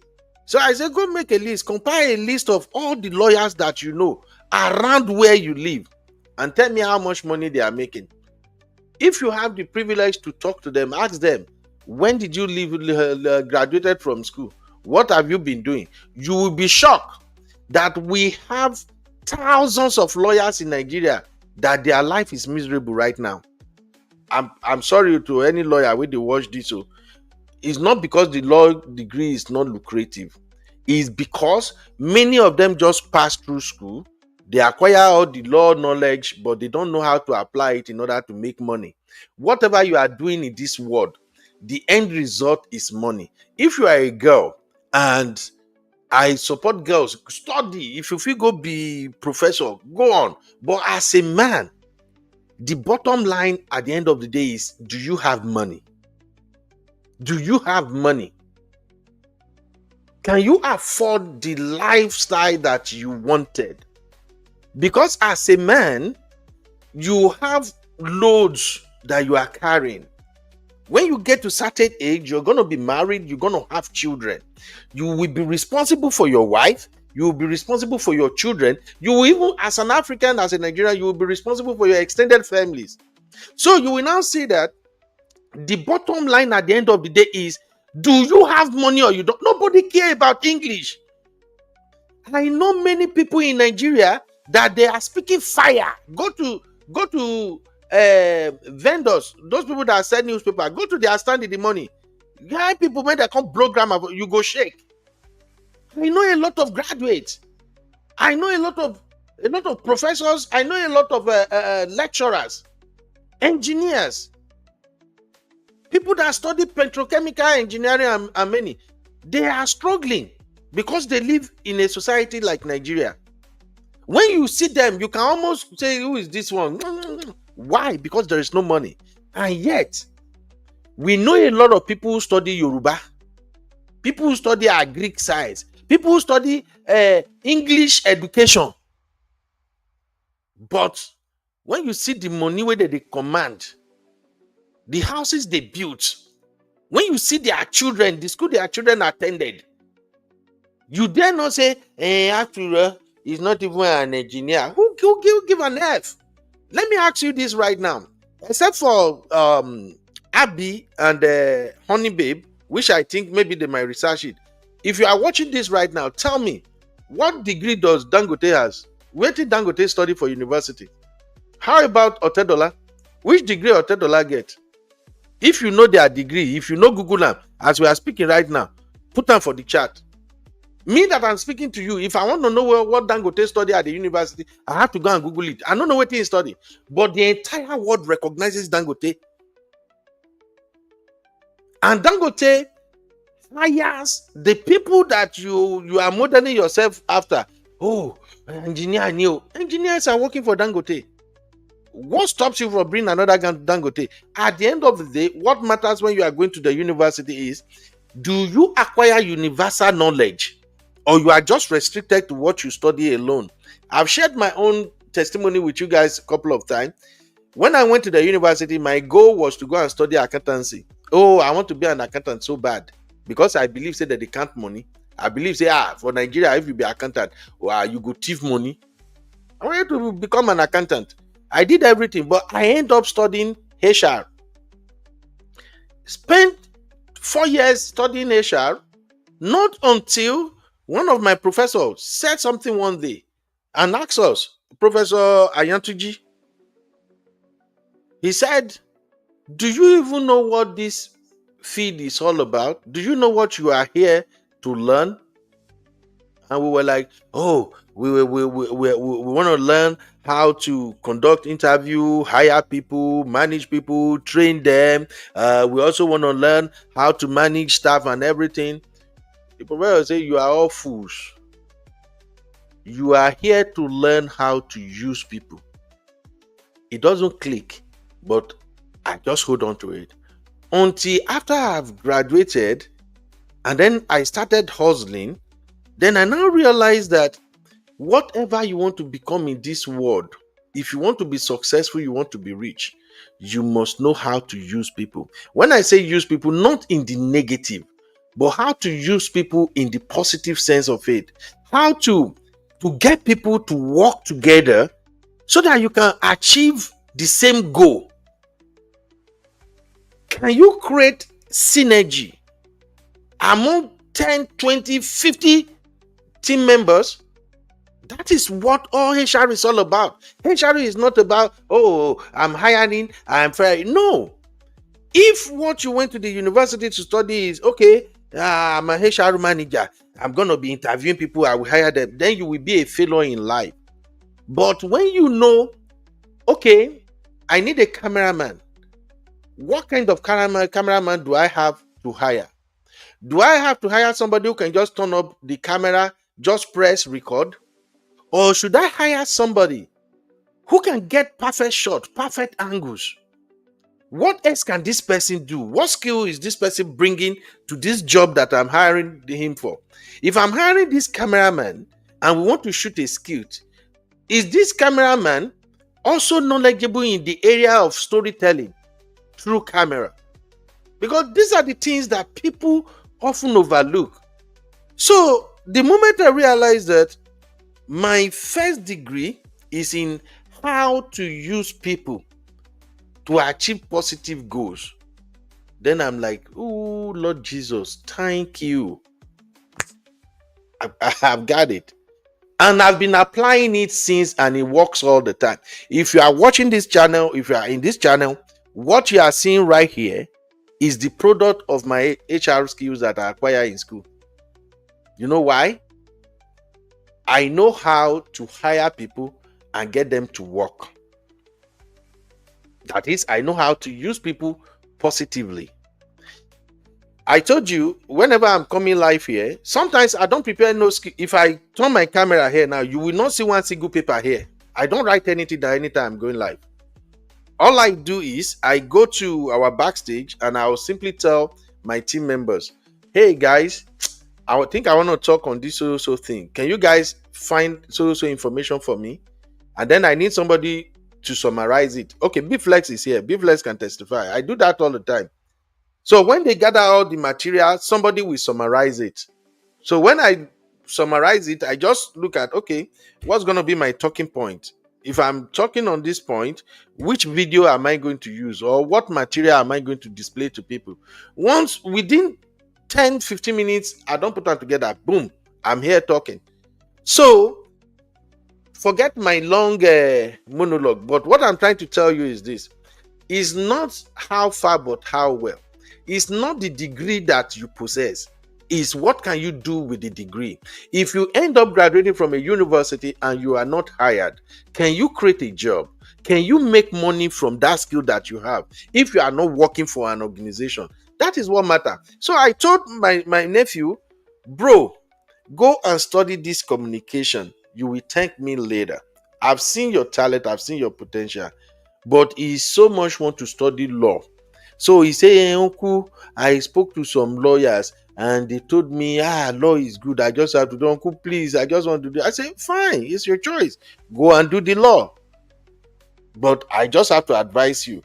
Instead, if you were not given admission, instead of you staying at home for another 1 year, hoping to write another exam, I would rather have you take up admission in communications. He was scared. When he started processing to still go for the law, he sent me a message and said, uncle, please, we used to sponsor my study if I do this law. And I'm like, why would I sponsor your study? I owe you that. Come on, study whatever you want to study. May God keep us alive. I will always pay for your school and whatever you needed. But where wahala go dey be say, if you graduate, you can't define job 1 year, 2 years, 3 years, and you don't know what to do with that certificate. I swear, no come to me. Because now there you go come to say your uncle is a wicked uncle. Even if you know see money chop, if you come to me, I won't give you a dime. Because now that time I will come remind you, say, you remember when I told you go and study communication?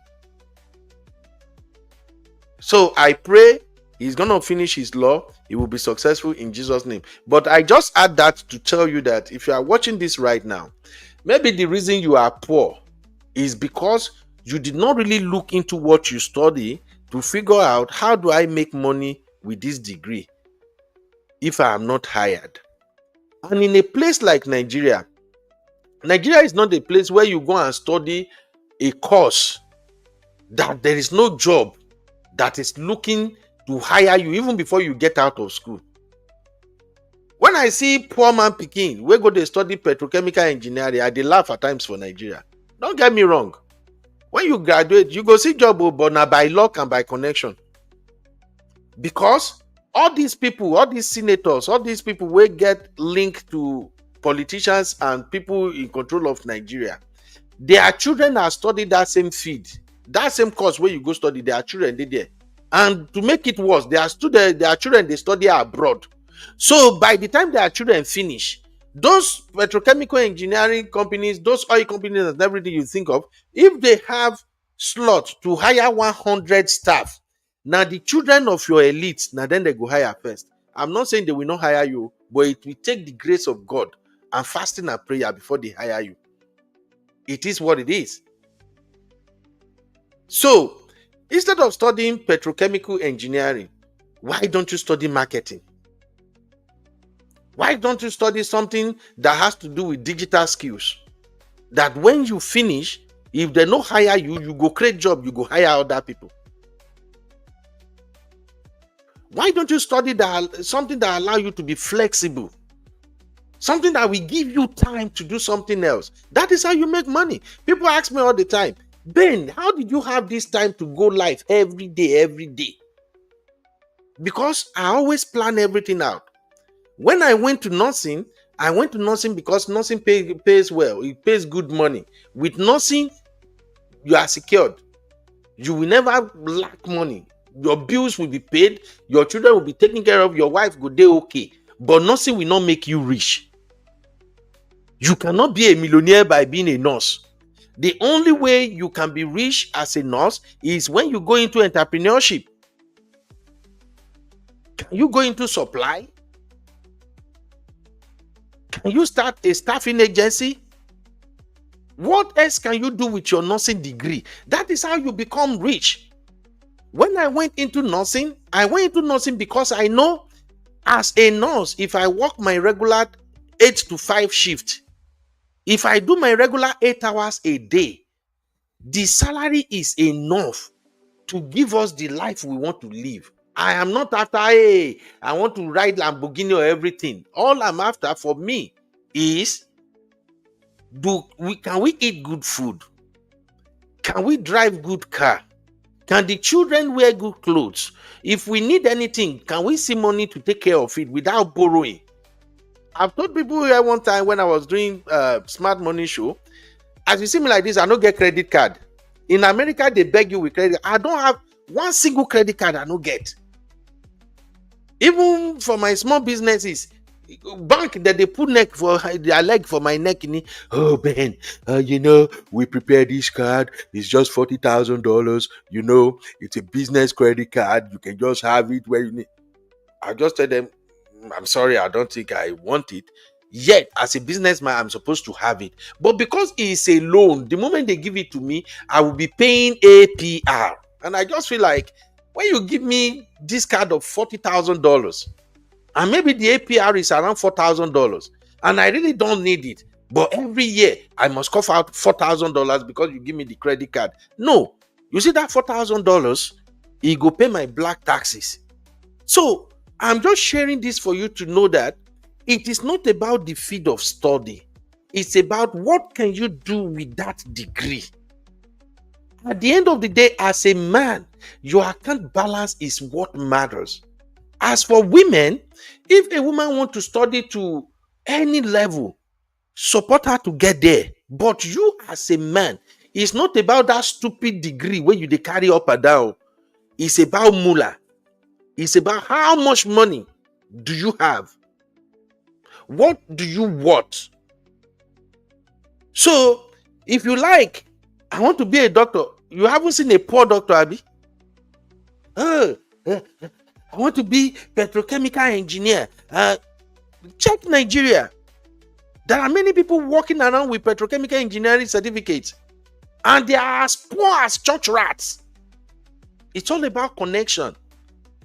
And remember, when it comes to hiring, age matters. You go apply for a job, they go tell you, if you are above 27, don't apply. If you are over 26, don't apply. And here you are already getting closer to 40 before you even graduate from university. Why don't you use your brain? At the end of the day, whatever skill you possess, can you convert that skill into money without getting hired by an organization? That is what matters. That skills that you have, is there a way you can convert that skill to services? Is there a way you can become a consultant? Do you have something that people will be chasing you to pay for? So take that from me. Now, coming back to this guy, Peller, and the Nigerian graduates, and why you should not overprice your skills. Thank you, Mom of Five. How are you doing, man? Oh, sorry. Make I even take Mom of Five comment real quick. Mom of Five says some Nigerian students studying languages. Abi, what did that girl in Unizik studied? Studying geography, like their village people they followed. M5, no drag my people. Maybe we no fight for we go fight to M5. No drag my people. M5 also said, same here. I don't have a credit card. Well, God bless you, my sister. I think I've done several shows about credit cards. Credit card will ruin you. If you see, credit card is good if you want to use it to build credit and if you know how to manage it, but it's not easy.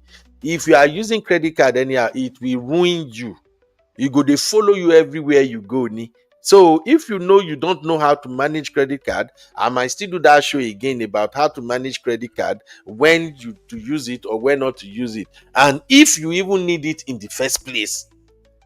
Frankly speaking, you don't need credit card if you are doing well.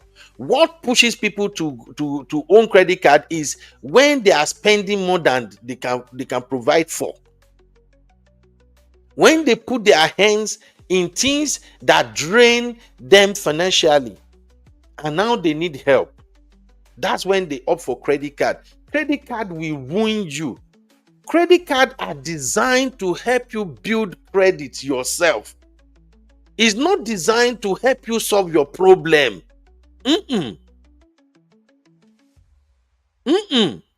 Oyinbo companies, banks will sell credit card to you as if, oh, they love me. They like, nah, lie. They want you to be in debt. They want to be making money out of you. Credit card is the reason why you see bankers traveling up and down in private jets. That's why you see them, they're going to have parties in yachts. It's because you have those credit cards. Only use credit card when you know how to manage it. Don't just say because they offer it to you, you pick it up. So please, if una say make I still do any show on it, I will do it again. I am not a financial expert, but I've learned my own lesson by using credit card. America won't take credit card, finish my life. Until I got to a point where I'm like, láyé ẹ ní kúre, ẹ fẹ́ pa mí, mò ń ṣiṣẹ́ from on the 1st to on the 30th. All I'm pay, kilo day. Until I decided that, you know what, I ain't doing this shit again. So I dedicated like 2 years to clear up all my credit cards. And since then, I know they can't even near me. I don't have one, and I won't advise you to get one unless you get it for a definite purpose that you want to build either your personal credit or you want to build a business credit.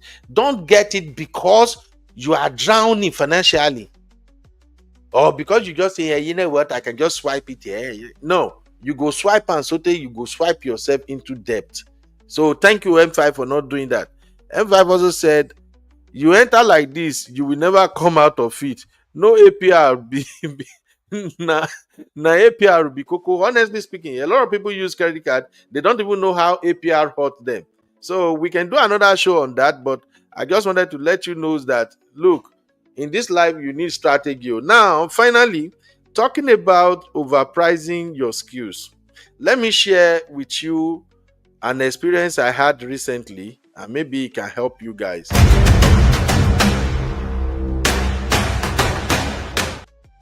All right. Now, coming back to Peller and all these camera people with a master's degree that went to apply, I want to tell you that Nigerian youth, if you hear this one, no, don't be angry. I'm just trying to be a big uncle here. So I want to tell you that Nigerian youth have one problem, and that problem is they overprice their skills. And in the process of overpricing their skills, they are losing opportunities. Yes. So recently, I wanted to hire an editor. I think I still have the job open itself, but I'm considering maybe I should just shut it down now. So recently, I wanted to hire an editor. The reason I wanted to hire an editor is because all my social media platforms, I know I don't have the luxury of time. I don't have the time to create content every day, but I can meet up if I want to. But I just feel like, you know what? I'm trying to create an automated YouTube channel. The automated YouTube channel I'm creating is not the type that AI is running. It's automated in the sense that I don't want to be the one creating the content. I want my team members to be the one creating the content, and I'm just managing from behind the scene. So I wanted to create something that looks like Honest Bunch. Honest Bunch, the owners of Honest Bunch, they are never ever on that podcast, except for now that they wanted to restart it, and that the freeze interview one of the directors. So because I wanted to create automated YouTube channel, I've hired all the necessary team members that I needed, and they've done a lot of trainings. So I knew that we are now at a place whereby these guys, they can handle business on their own.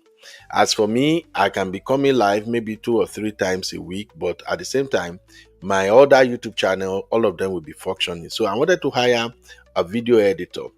And by my policy, whenever I have a job that I want to hire people to do, I usually look towards our community first. I will look like, okay, who can this job help in Nigeria?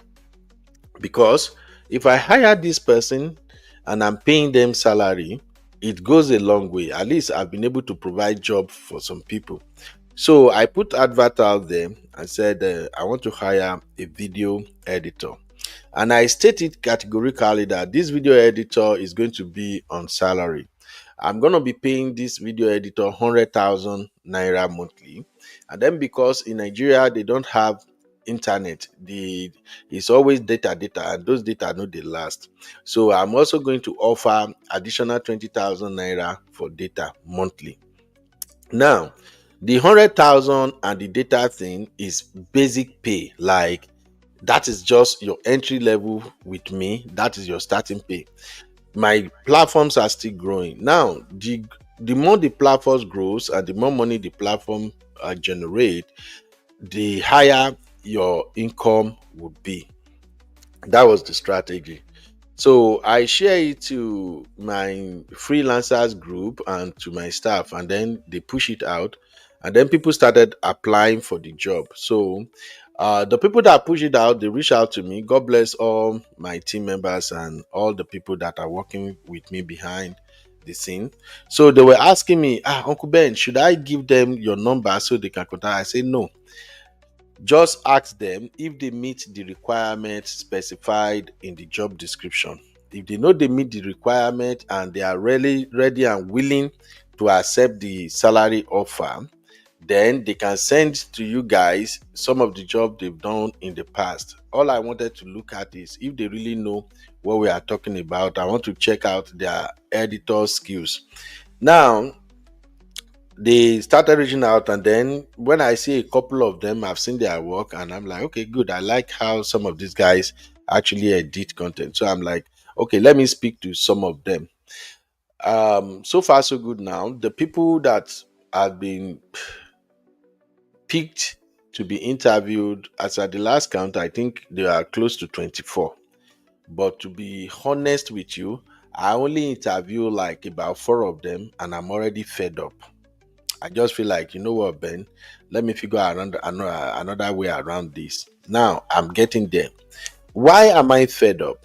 When I interviewed the first person, I interviewed that person through WhatsApp, and then I called and I asked, do you know what this job entails? He said, yes, sir. Oh, I know it. I can do it. I'm an editor. You've seen my job. I say yes. But the editing you want to do for me is not complex video editing. I'm a content creator. Most of the editing you want to do, they are simple editing. Some of them, all we needed is just a good picture, and then you just add the commentary done by my team to it. Some of them you may have to feature maybe 1 or 2 video here and there if we are doing reaction content. Now, you've seen the salary, right? You've seen everything that comes to for it. Are you okay with that salary? Guess what the first person told me? Sir, I would like to be paid per job. And I've stated it when I was writing the job description that our videos is minimum of 8 minutes, maximum, which is rare, 30 minutes. Most time the videos you're gonna be editing, they will be like 10 to 15 minutes video. Now this guy told me, sir, I would like to be paid by job. Mistake number 1, if you are listening to me as a Nigerian youth, the job offer, it was stated when I send out the job description that I want to hire somebody that I'm gonna paid salary. You saw everything there. Now, in the interview, mistake number 1 is you now telling me that you want to be paid per each job you edited. Now, as an employer, my brain already go dun dun dun dun dun. You already don't know what you are here for, because you are now trying to change the term of the service, the term of the employment, which is good. You can do that. But if you're gonna do that,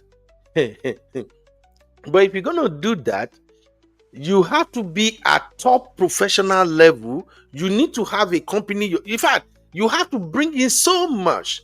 You can do that if there are no alternatives. If this job, maybe only 2 or 3 of you are qualified, and if you have so many other offers, then you can do that.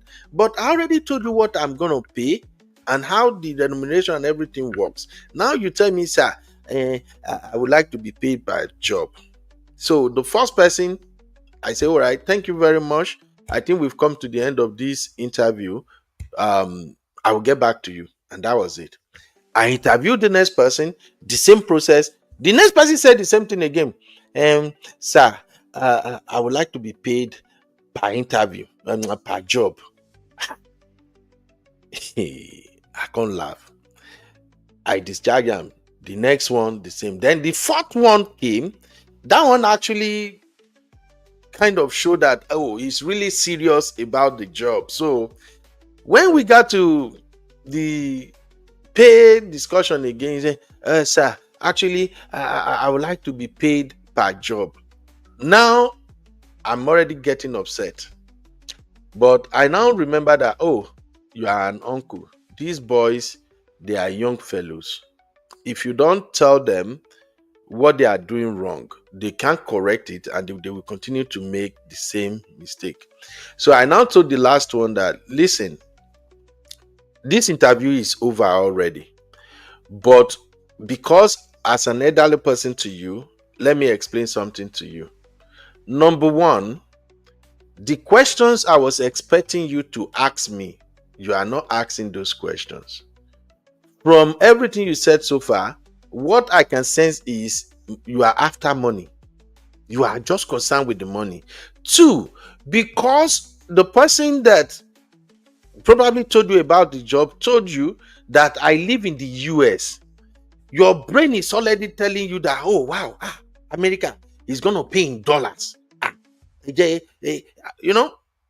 So I'm like, listen, you did not even ask me, sir, can I see sample of the jobs that you want me to do? You didn't ask me. All you did was, sir, can you pay me per job? So I now say, okay, now that you said, can I pay you per job? How much do you want to be paid per job? The guy went and said, sir, you know, according to the advertisement, you said the videos can be like 10 or 15 minutes. And sir, I would like to be paid 40,000 naira per each job. I'm like, fine, it's your skill, right? Maybe you deserve it. But let me ask you this. How many jobs do you get in a month?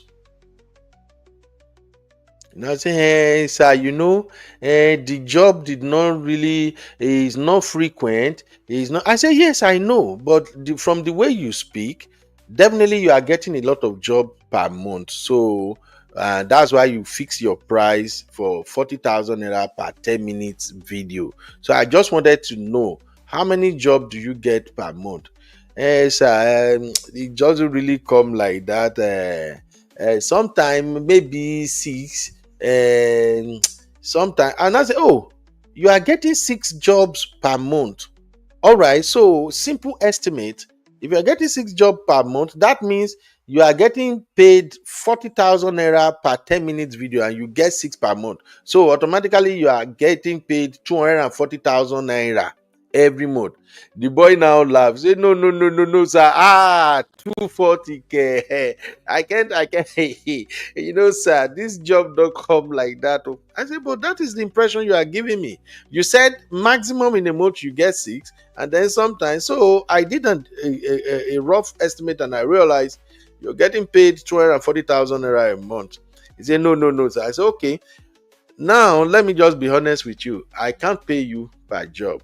There is a reason this job is a salary job. One, the reason it's a salary job is because it will give you guaranteed income every month for as long as you are doing your job and you want to stay working for me. Which means if you want to stay in this job for the next 3 years, so far you are delivery, you have a job for the next 3 years. 100k plus 20,000 naira data. And this is the starting.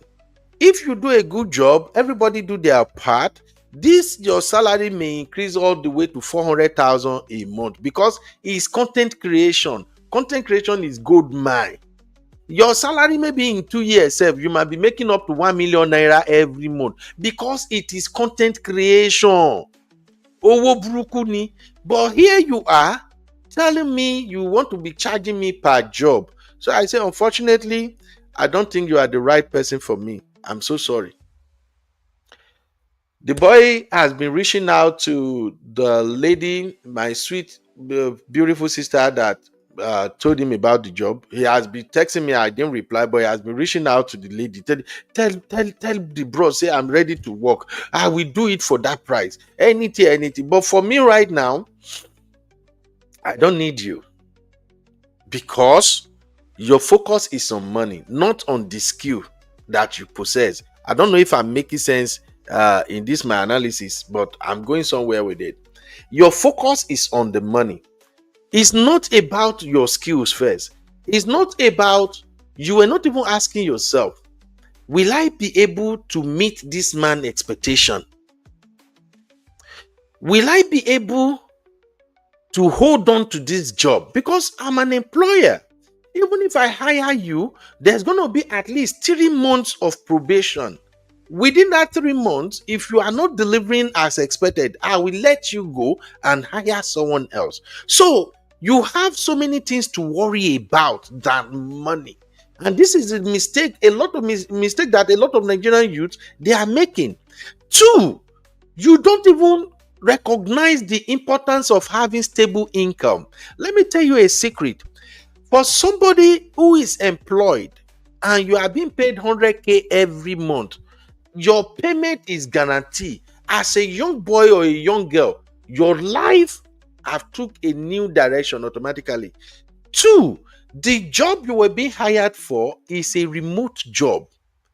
And I stated in my advertisement that the highest, if you are really good, if you are a very, very good editor, because I'm an editor myself, if you are a very, very good editor, most of the videos you want to create for my team in a day, you won't spend 1 hour.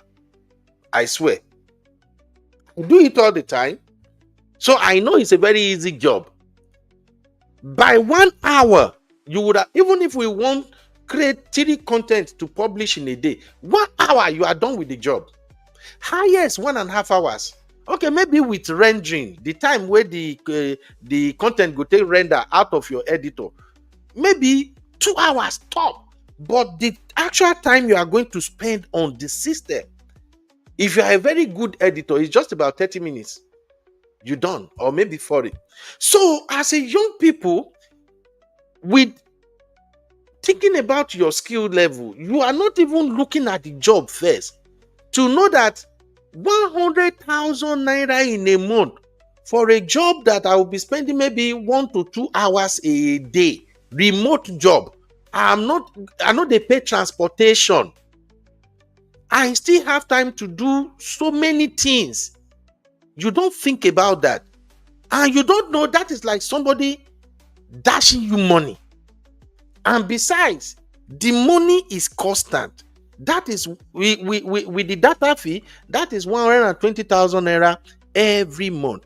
I am not saying it's a lot of money, but for a fresh graduate or somebody who is in school, who are just doing this on the side, first off, hunger will not be part of you again. 2, the basic thing you need will be covered for. 3, you have enough time to do anything else.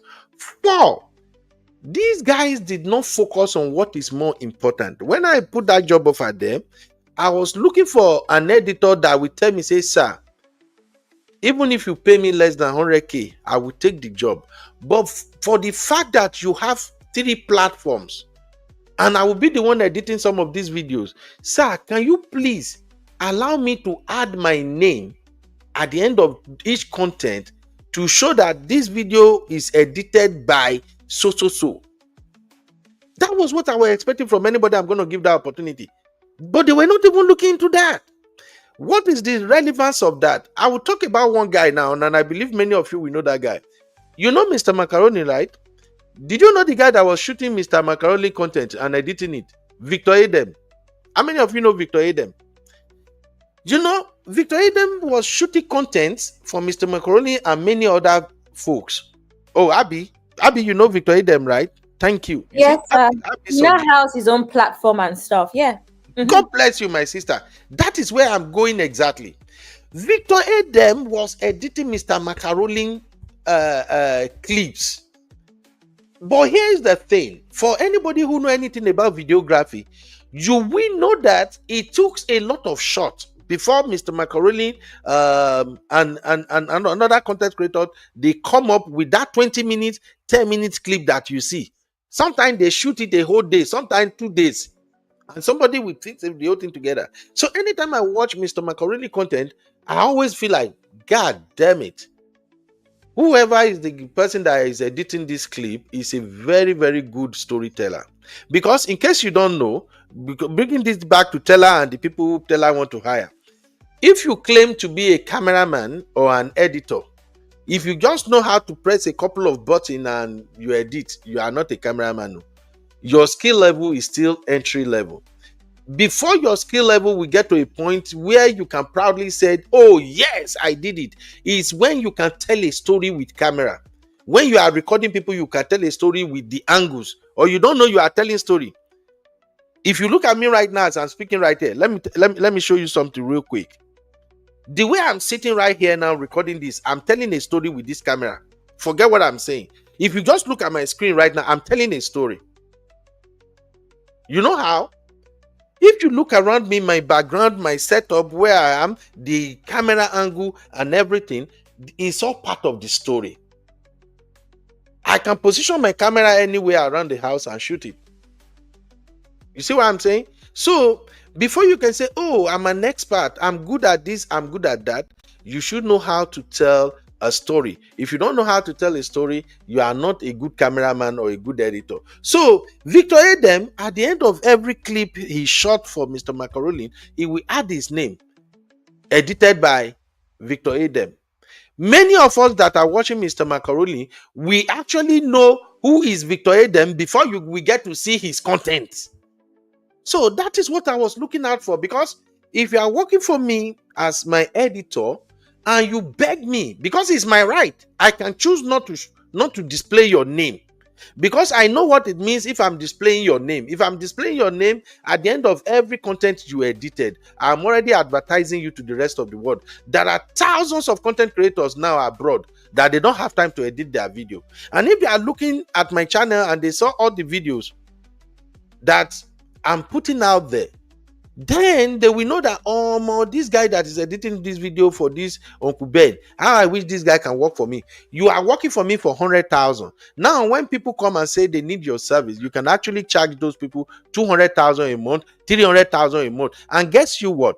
They will pay you because they already see your portfolio. They have seen the job you are doing for me. But unfortunately, all the guy where I interview, none of them are interested in that. All they are interested in is, oh, he's going to pay a lot of money. I will do one job. So please, ladies and gentlemen, don't overprice your skills. If you are starting out, create something for yourself. You see those guys that shows up at Peller's job interview, carry bag, carry everything.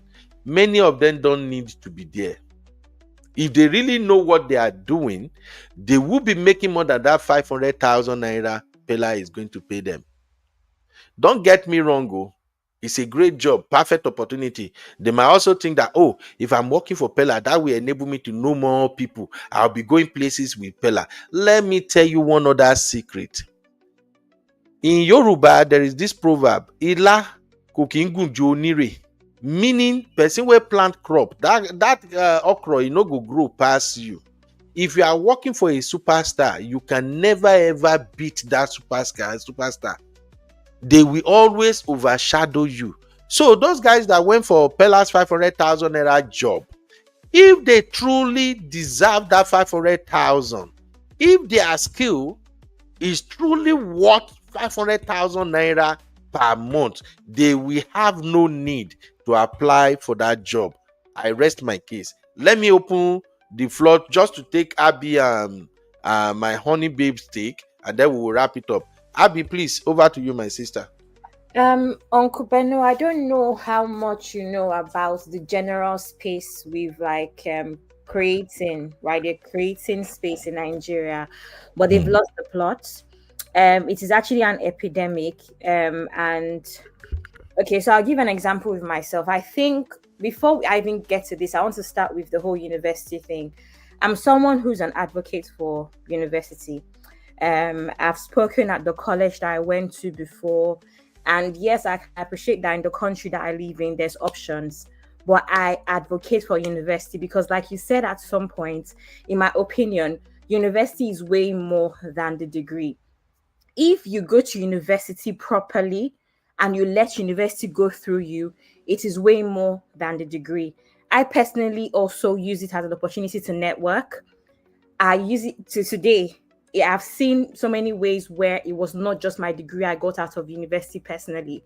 So it really depends on your personality and the sort of person that you are when it comes to just learning other things. I personally have also seen the difference between even people that have worked with that earn more than me, my bosses. I've seen the difference between people that I respect that went to university and those that did not go to university, if it is done properly. Personally, but I feel like that can be a whole different conversation. But I just wanted to put that out there that I will always advocate, if possible, for people to try and go to university. That's that. To come to the creative space, I don't know what is going on in Nigeria, but generally there's an epidemic with how people charge in that space, from videographers to photographers to all sorts. And I think that what that has caused is some weird kind of competition where people don't even look at themselves and realize that, you know what, I'm not on that level yet and I might have to earn respect. I have to earn my name to even start to charge a certain way. That's what I've noticed with that space, because like I said, I am now in that, I'm in that space. I've been in that space for around 10 years. I have a lot of friends that are big content creators, we're talking like in the millions. And I see this all the time. Also, the average Nigerian youth, which we talk about all the time, is not willing to pace themselves and grow. They want things very fast. And Absolutely. we speak about this all the time when it comes to hookup and Yahoo and all sorts. It's part of the issue, right? You don't think that, you know what, like you said, 100K is consistent. I can get other gigs as well, but I'm sure of this amount of money that can pay my bills every month. I mean, that's what all of us are doing to our 9 to 5. Our Yes, 9 to 5 guarantees a certain amount of money, and then content or anything else we do on the side is an opportunity for us to actually get more and for us to become millionaires one day. That's the whole idea. So it's common sense, but the average Nigerian youth, especially, is not willing to put that work in. I'll give an example with myself, and I know that sometimes when we compare, it's because we might not be from the same, I guess, walk of life. So we all have our different experiences. But when I started this styling thing, I did not really know what I wanted to do. It started as a hobby, and I started to do it for free for my friends. I have this particular friend who's a very popular person, and she decided she was going to employ my service. And because of that one thing that I did for free and tagged me, is why I have the clients that I have today. That is how it happens sometimes, right? See? Which is what Victor. Sometimes it's not about the money. Sometimes it's even the loyalty, the labor of love. When somebody that you work for sees your labor of love, they also feel the need to put you on. Except obviously they're wicked. That's a whole different ballgame. But they feel the need to also put you on. So I think while it's important for creatives to not be taken for granted, because that also happens in the space. I know that a lot of creatives are wary of other people trying to take them for granted. We've seen this over time with celebrities. Celebrities would overuse the creative and not give them a platform, not pay them, etc. I know it's tough, but at the same time, I think people need to give room for growth and give room for them to actually, get opportunities. So I kind of understand that, but generally, there's a big issue. There's an epidemic right now in that space with how they charge.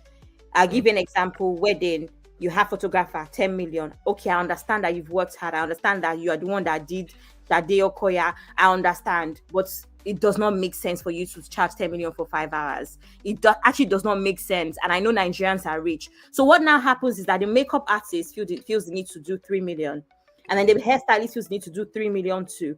And then common gele, uncle, common gele. Now, gele artists are now saying that it's 100,000.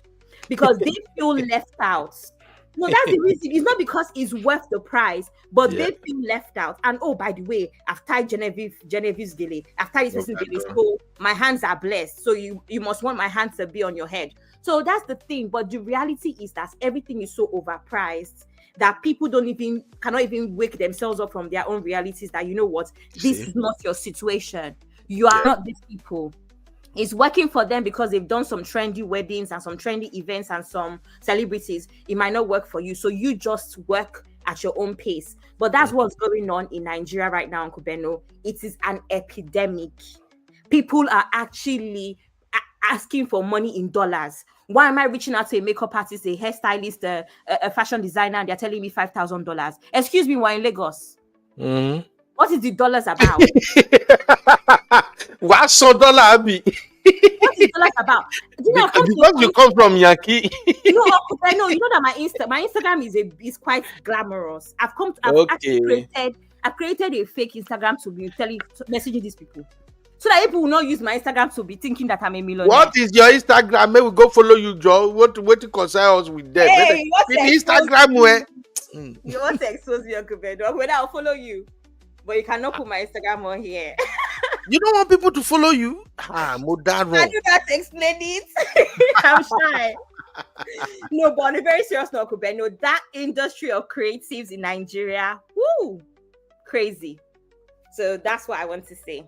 Yeah, and what happened with that is this, maybe I should start my smart money talk show again, because people actually get back to me and say they are gaining a lot from my smart money talk shows and all that.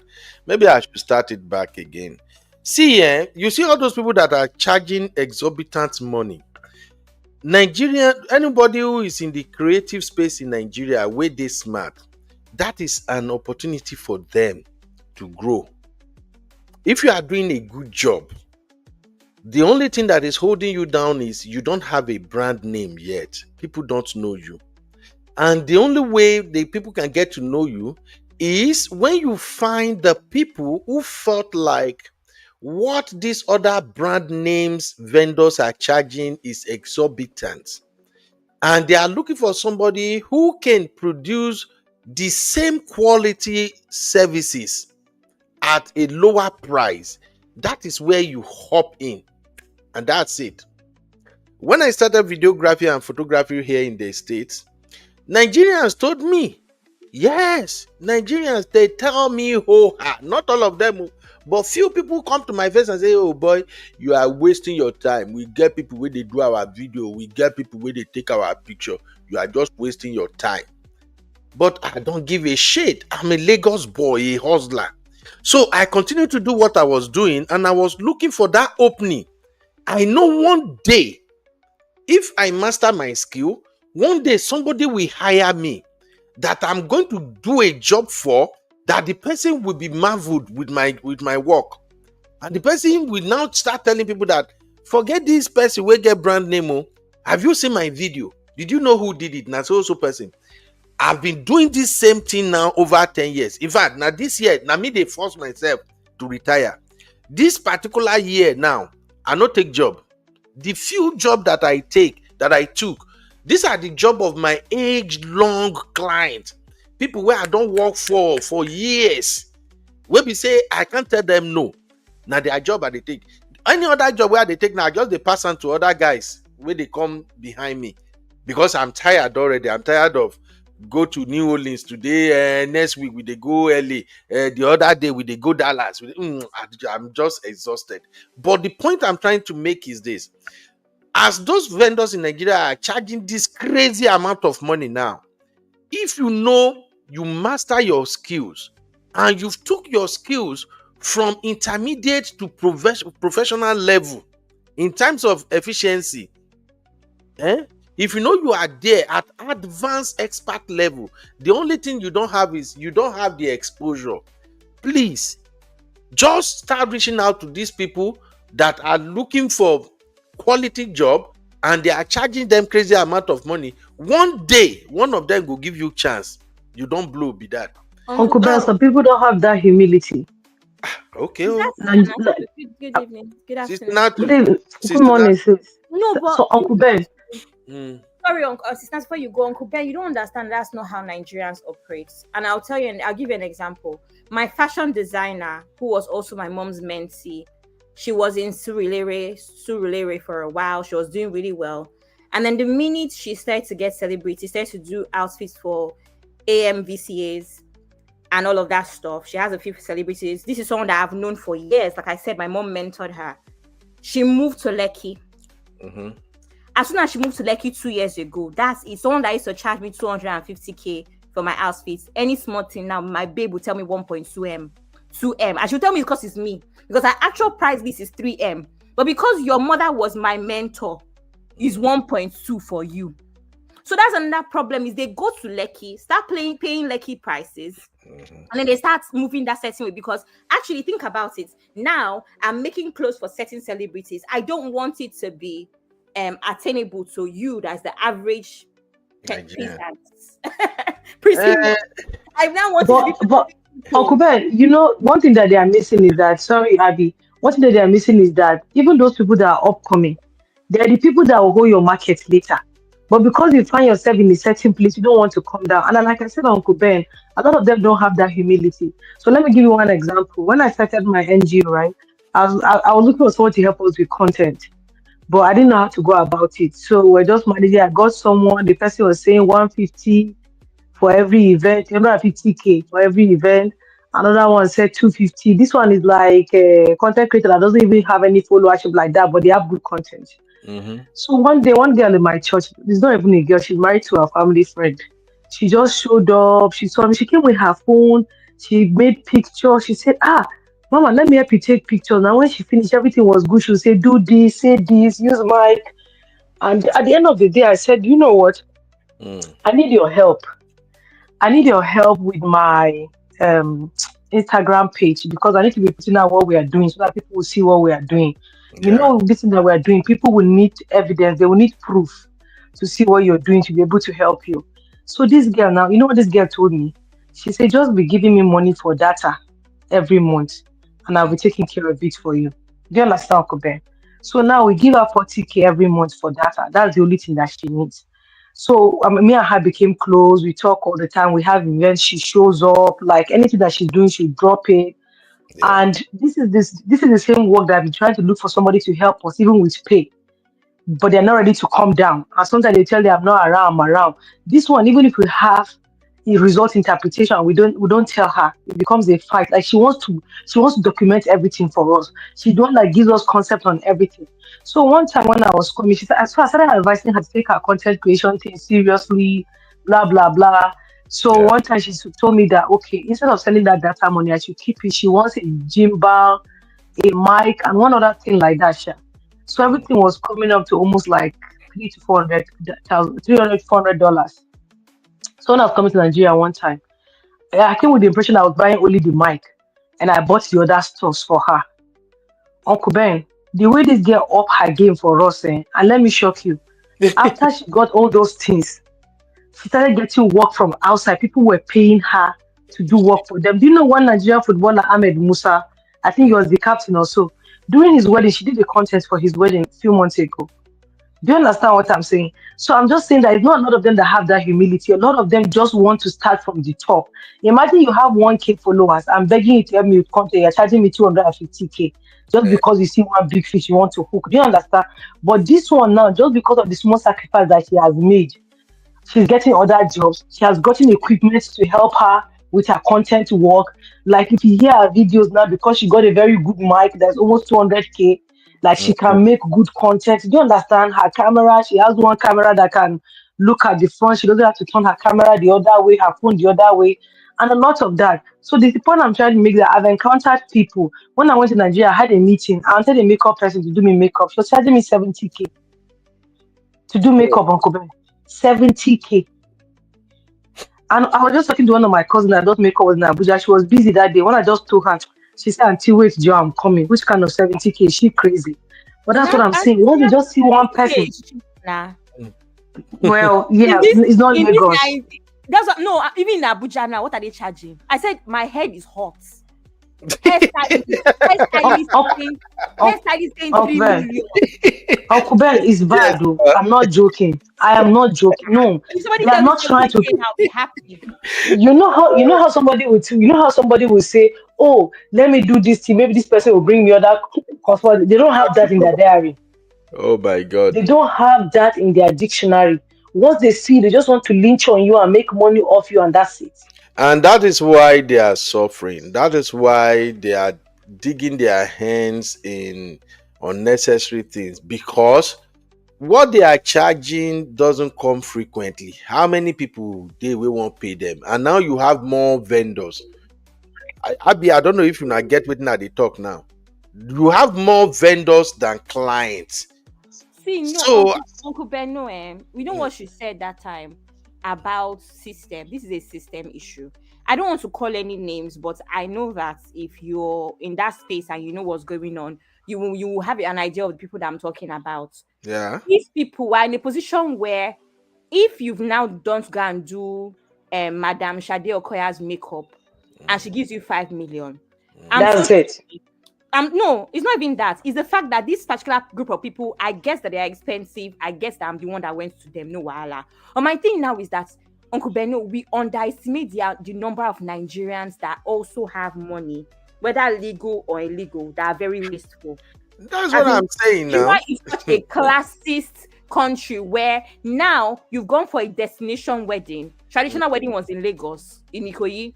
Destination wedding was in Italy. So you went to go and charge 5 million plus all of your business class and coming with my assistants, everything. Let's be honest. If you think about it, those people have already made 30 million naira. from 4 clients in 1 year. So the rest of us are trash. Yeah. They will do the next in the same year. So they make money from their 2-3 clients anyway. Not also understanding that there has to be consistency, because these your clients are not going to get married every year. They've gotten married. Jenny.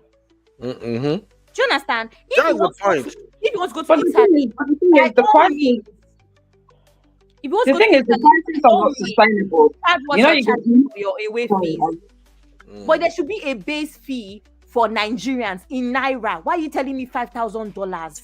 That's my problem. That's my damn problem, Uncle Ben. I got this in April. No, you're asking. I'm like, yes. You don't they speak. No. You don't they speak Chinese language now. That is my damn problem. My husband was saying, for advice, I will start to speak American English. I just came back in May. Tell me why you are charging me stuff in dollars. Just explain to me, please.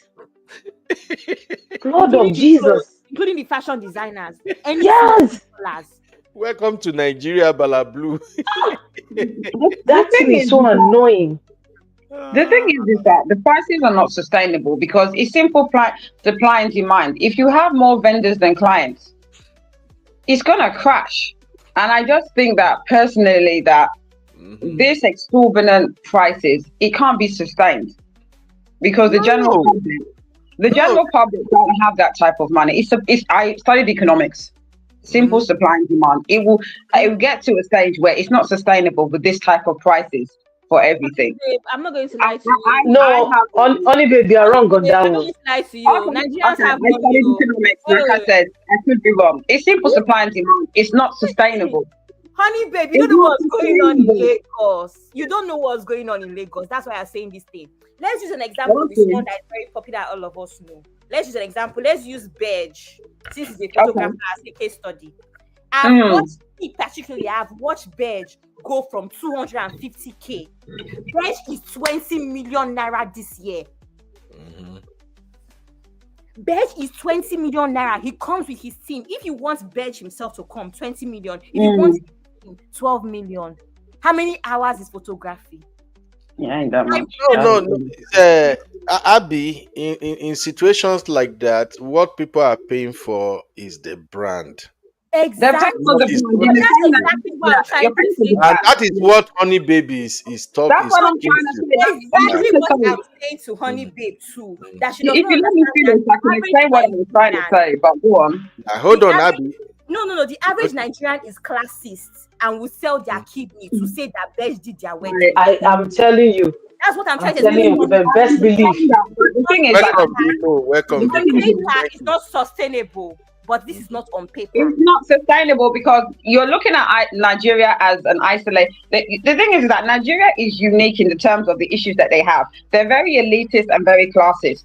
So you have a situation like you mentioned in that particular example where it's gone from, I don't know, a couple of 100,000 to millions. That is not sustainable. That is not sorry to interject. Uncle Ben, excuse me. Before you jump in, let me finish my point. The thing is, unless you're focused on just the famous and wealthy clients, it's not sustainable. Now, if you're say you're LV and you just want to deal with the wealthy clients, then that's fine. But if you're dealing with the average Nigerian, unless you say that I only deal with a certain clientele, that's fine. But if you want to be dealing with average Nigerians, it's not sustainable. You have the economy and all the issues that are with it. If you're a luxury brand and you're marketing to just have wealthy clients, then fine. But I just think that Nigeria as an economy, it doesn't make sense to me because prices are getting more expensive, but yet the wage gap is not increasing either. And most of the people let me finish. Most of the people that can afford all these products you're talking about are not even based in Nigeria half the time. Their kids are here. So to me, it doesn't make any sense to me. And I think it's really sad that it's got to a stage where content creation is just ridiculous. I've got a VA based in the Philippines. I know how. I don't even pay £100 for her for a month. And she does, it's ridiculous. Okay. I don't even pay £100 for a month, and she does most of my videos and stuff. That's a good one, babe. All right. Let Real, Honey real quick. Honey babe, have you landed? No, I haven't, but I finished what I'm saying. Go on. Okay. All right. Thank you. Re- Sister Real quick, like Abby was saying, that's on paper. Because of the level of corruption in Nigeria, a lot of millionaires that we have in Nigeria are not on paper. The way people spend money in Nigeria, Uncle Ben, is not on video. Do you understand what I'm saying? There are people that are extravagantly, I don't even know the right word to use right now because I lack English. But the way some people are spending money in Nigeria now, it will send you go emergency, go collect drip. I don't know. See, Sister Natsu, I don't know how to explain it, but maybe because I'm Oh from my Lagos goodness. and I'm seeing this thing from Lagos Yeah. Island. Maybe I was in Abuja for almost 2 months. But it's not as in Uncle Beno. People don't understand what's going on in Lagos. Even what's even going on now is private clubs. Private schools. Yes. $8,000 a year. They don't have them. There's no perks that they are offering. What are they offering? Classism. And no, and then Abby, those people that are paying $8,000 a month, go and ask them what they are doing. Whether it's their nobody wants to know. Exactly, Uncle Ben. That's the point. Nobody wants to know. The level of corruption, the level of What's the inflation rate in Nigeria? Please, can anyone tell me? What's the what? What's the inflation rate in Nigeria? Honey babe, the I don't point, ask the question. point I'm making is this. You see, Nigeria have like 3 class of people. The Okay. poor masses, who are the majority, those that we call middle class, who are actually not middle class but living, and then we have the upper class, and beyond the upper class we have elite. Nigeria elite is a different form of elite. I understand. I've been to Nigeria. So Basically. I the thing now is understand. this. Yeah, so the problem is this. Mhm. If you look at this service vendor client relationship, what they were charging, if we have to go by the popular narrative on social media, the economy is hard, there is no money. What they are charging will make no sense to anybody. But when you know the true nature of Nigeria and the amount of money that is flowing in Nigeria, and how Nigerian life for the 1%. Not just 1%. Oh, the money that is flowing in Nigeria is not for the 1%. Oh, in fact, yes, you see the actual 1%ers in Nigeria, majority of them are not noisemakers. Happy and Sister Natu, they might get what I'm saying now.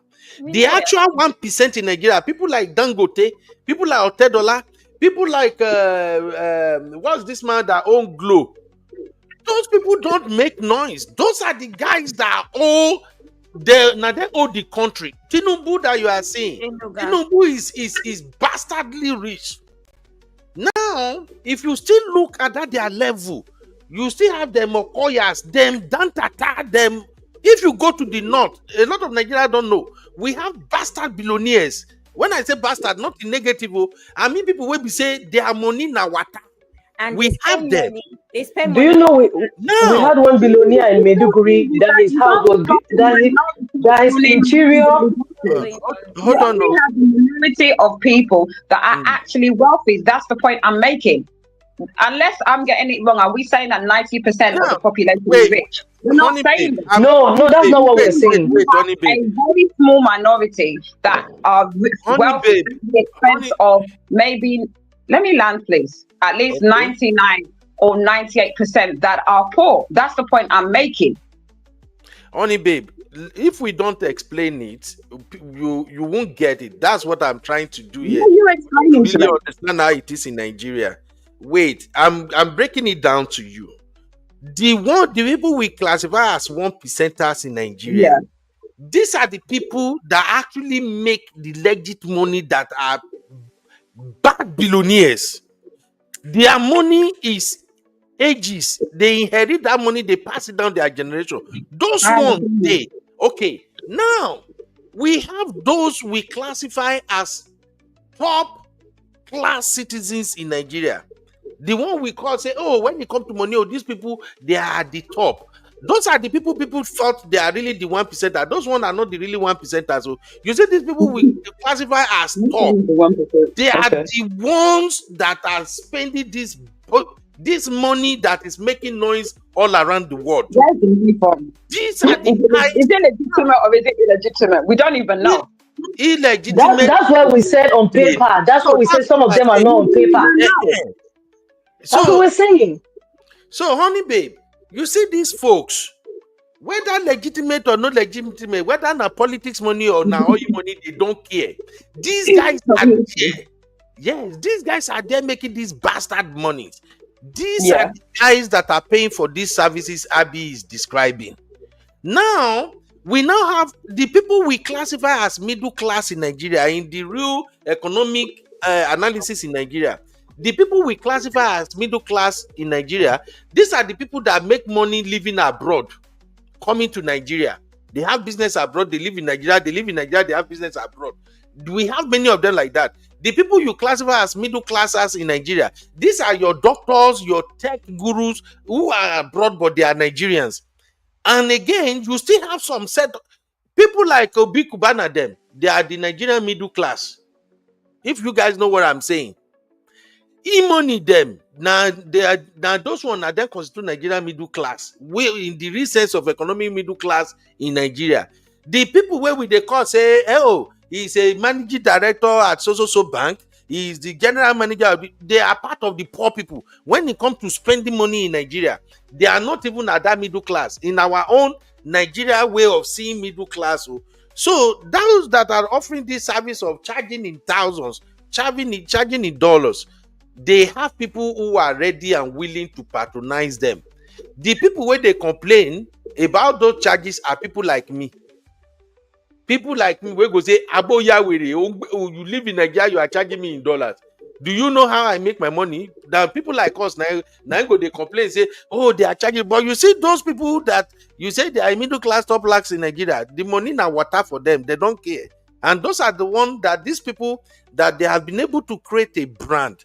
Now them that they target. But coming back to what Honey Baby is saying now, on the part of the vendors, you vendor where you never get name, and you too you want charge in dollars. Now those one Honey Babe they let you know say is not sustainable, and I support that 100%. If you are starting out, just because you get small name, you are fortunate to work for one person, and then boom, anybody will come, you want charge on this big money. If you don't live in Lekki, you don't live in Abuja, and you don't get that influence, that name, you can't sustain your business like that.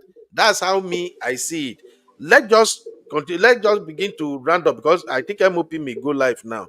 Okay. Any final thoughts? I want to mention that even this sustainability that we're talking about and even becoming popular or branding, what does it take to be branded?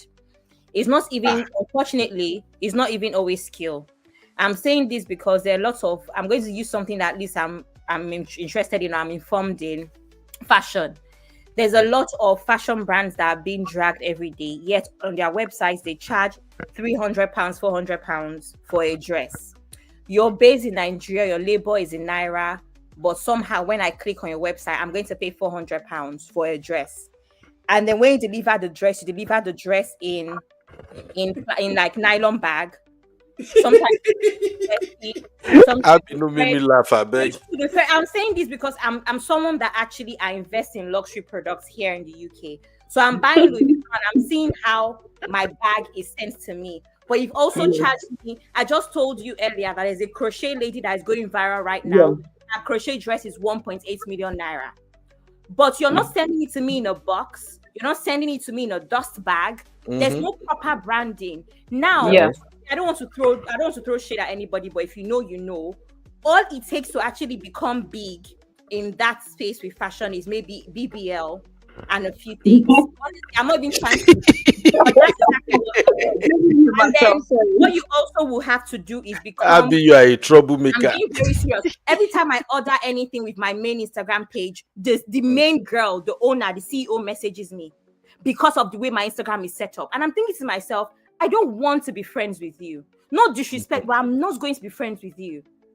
And unfortunately for me, I also have a popular friend that's all over my Instagram.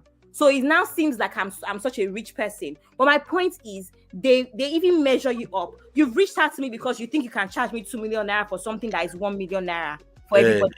That's how they charge as well. Imagine when they go on your Instagram and see that this one looks like she lives life, they will not tell you that your own bid is 2 million naira. That's what happens in Nigeria.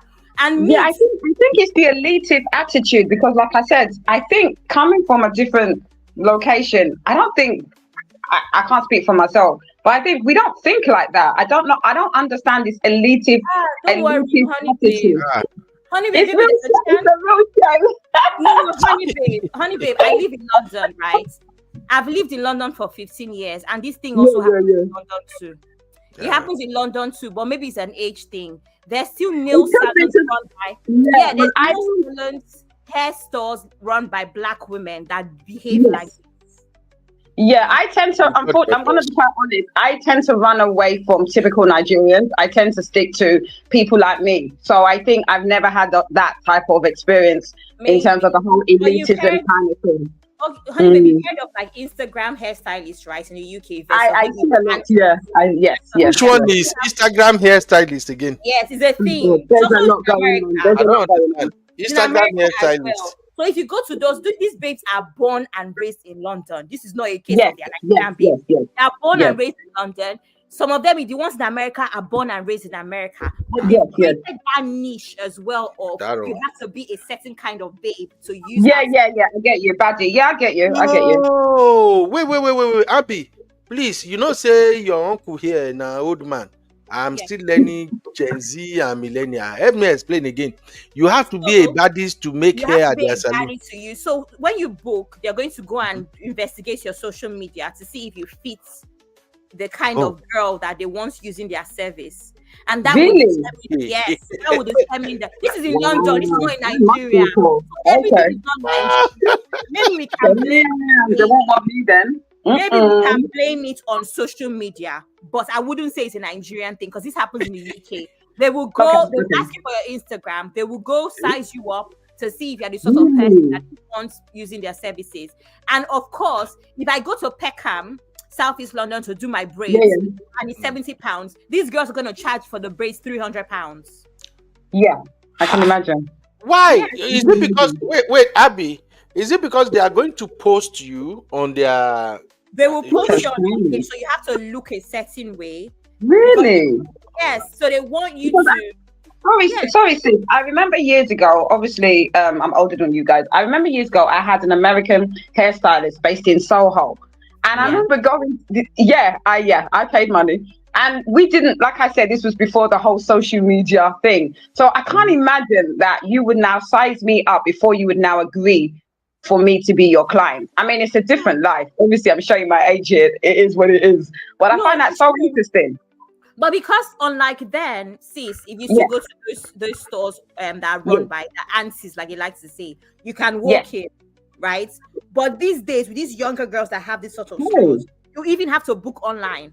So booking online, you're putting your name there, you're answering some questions, and it gives them an opportunity to see if they can find you online and size you up. So that's another thing is these days everything is book, pay a deposit, do this, do that. So when you give all of the information, how many places can you walk into now to do anything? Except they still want the old school way, you know. Oh my God! All right. It's general. It's not just a Nigerian thing. The world has turned into something else. Oh man, I don't learn another thing today. Oh, I beg, Abby, I don't learn as well. Abby, please come help me set up my Instagram. Make I be like millionaire, luxury big boy. You feel help me do it? Make people think say I get money. Can you help me? You don't need it. I need them. So that when I book for services. Abby, please set it up for Uncle Ben. Abby, set it up for Uncle Ben. Billing go fire. That billing go fire you.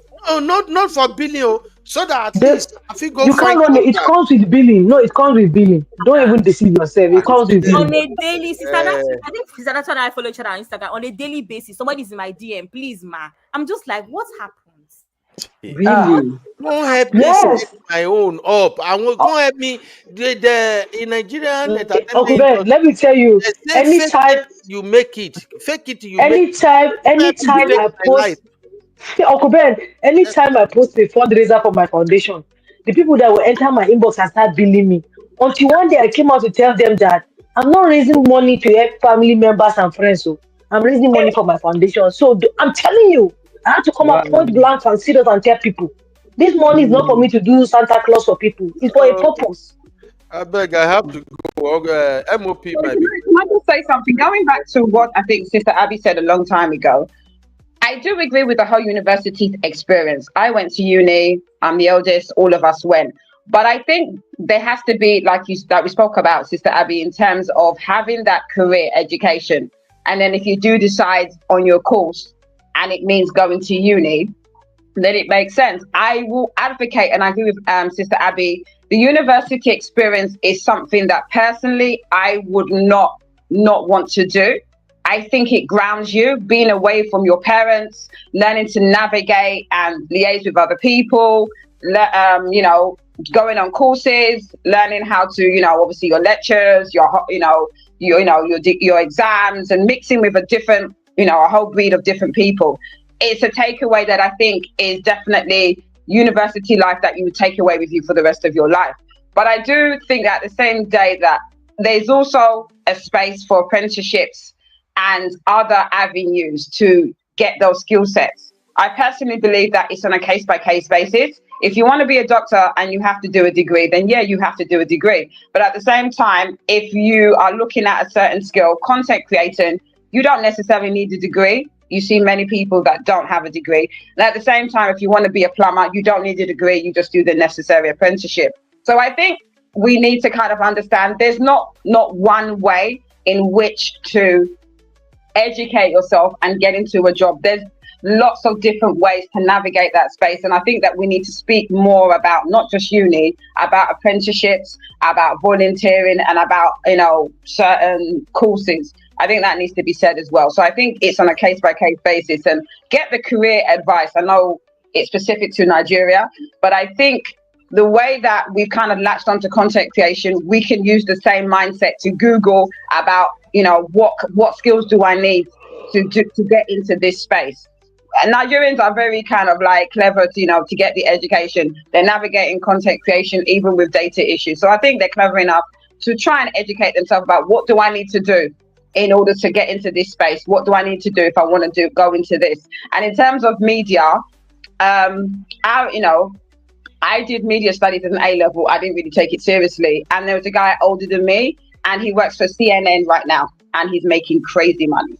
So when it comes to communication and media, there is money. I just thought I'd just say that. Thank you. Uncle Ben, I got to start dropping you guys now so I can round up this. I don't even know it's going to take this long. But Sister Natu, go ahead, sir. man. Okay, so just to add to what Honey Bay has said, right? Yes, we do understand that degree or going to the university is not for everyone. But the truth is that whatever way you have to go to acquire some certain kind of education, for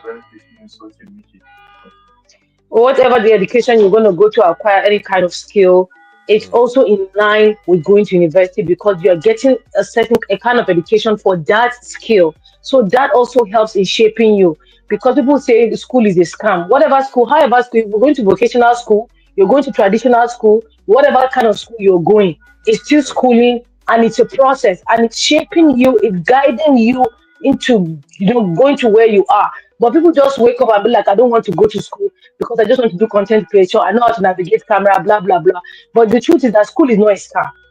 No. School teaches you a lot of things because you have deadline in school, you have to work on projects, you have to do research, you have to do this and that and that. And when you start working, they say, oh, all the things that they taught us in school, where is it now? No, because in that work that you're doing, you have to do, like when I was in school, I hate research. Guess what? I'm in investigations now and I have to be doing research, and the thing is, but the same thing that I ran away from, hello, is what I'm doing now. So I'm telling you, school is not a scam. Whichever way you have to go to get the education, even if it's apprenticeship school or whatever they call it, that one is cool too, because you're working under somebody, you have a guideline, there's policy attached to it. So it's schooling, so it's not a scam. Yeah, you're right, Sister Natu. Thank you very much. Thank you, everybody. This has been a very wonderful show. Thank you all for spending time with me. It's no easy, but I know you guys, you always bring it 100. Thank you, honey babe. I got to let you go now. Man of Prestige is definitely might be going live, so please join my Thank brother. you. I don't know if he's going live yet, but I know it's the Man of Prestige should be live around this time. Thank you for joining me on this Smart Money Talk Show. My Abby baby, Yes, sir. my sweet CB needs to tell me Abby. thank you You say because I what? thanked you. I said CB needs to tell me thank you for helping her a little bit today. Yeah, so But no mind Simbi. Simbi don't go hustle. Hi, But Abby. I appreciate you so much. Happy you're weekend, sister. How welcome. you Happy doing? weekend. I'm yeah, good. Weekend is good. Just chilling. but Hope in Nigeria is treating you well. So far so good. I'm working out here for the next week oh, as that's well, good. and then I wish I can be Wow. in Nigeria with you, Seth.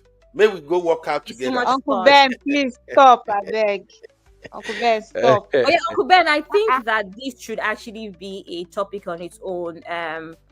University or vocational studies. I think it would be a good topic, especially because nowadays there's also a few vocational courses going on in Nigeria. There's a lot of youth that are abandoning university to start a hand work, whether it's sewing and all of that stuff. So I think it would be good to I have agree with Abby. a Skill panel set up acquisition. to compare both so that people can make the right decisions. Because I do agree with Honey Babe that vocations, which we call apprenticeship here in the UK, but I think in Nigeria it's vocational studies.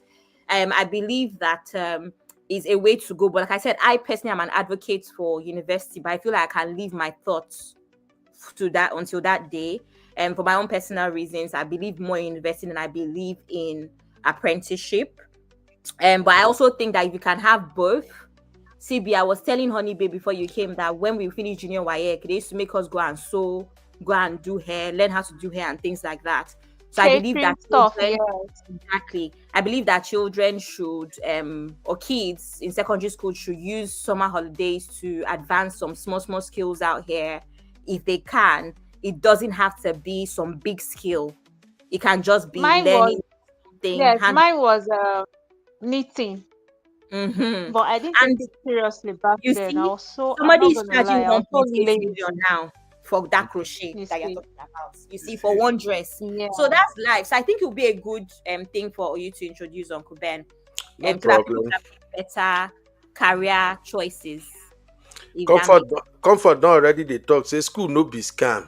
School na No scam. be In Nigeria scam say o. school na scam. School na scam. You know see I Bella, do know my younger sister. Bella no fit speak English. E dey make money. School na scam. I We wan dey wear it. fly private Ben. jet. My younger sister has over 1 million followers on TikTok from dancing. But my younger sister is 20 and she's at uni studying media, television, and film. But she wanted to study dance, and my dad asked her what she's going to use dance to do when she finishes a degree. Is she going to be a teacher? And that's how this girl went back to the drawing board and came back and said, guys, I'm going to do media, television, and film, and she's going to dance as a hobby. And this girl now has 1 million followers on TikTok and makes a lot of money. And she's Impressive. 20. Yeah, she's 20 in October. The money this girl has, I don't have it. No problem. Thank you, my sister. Thank you, Abby, for spending Bye, time everybody. with me. Bye. Thank you so Thank you, much. Abby.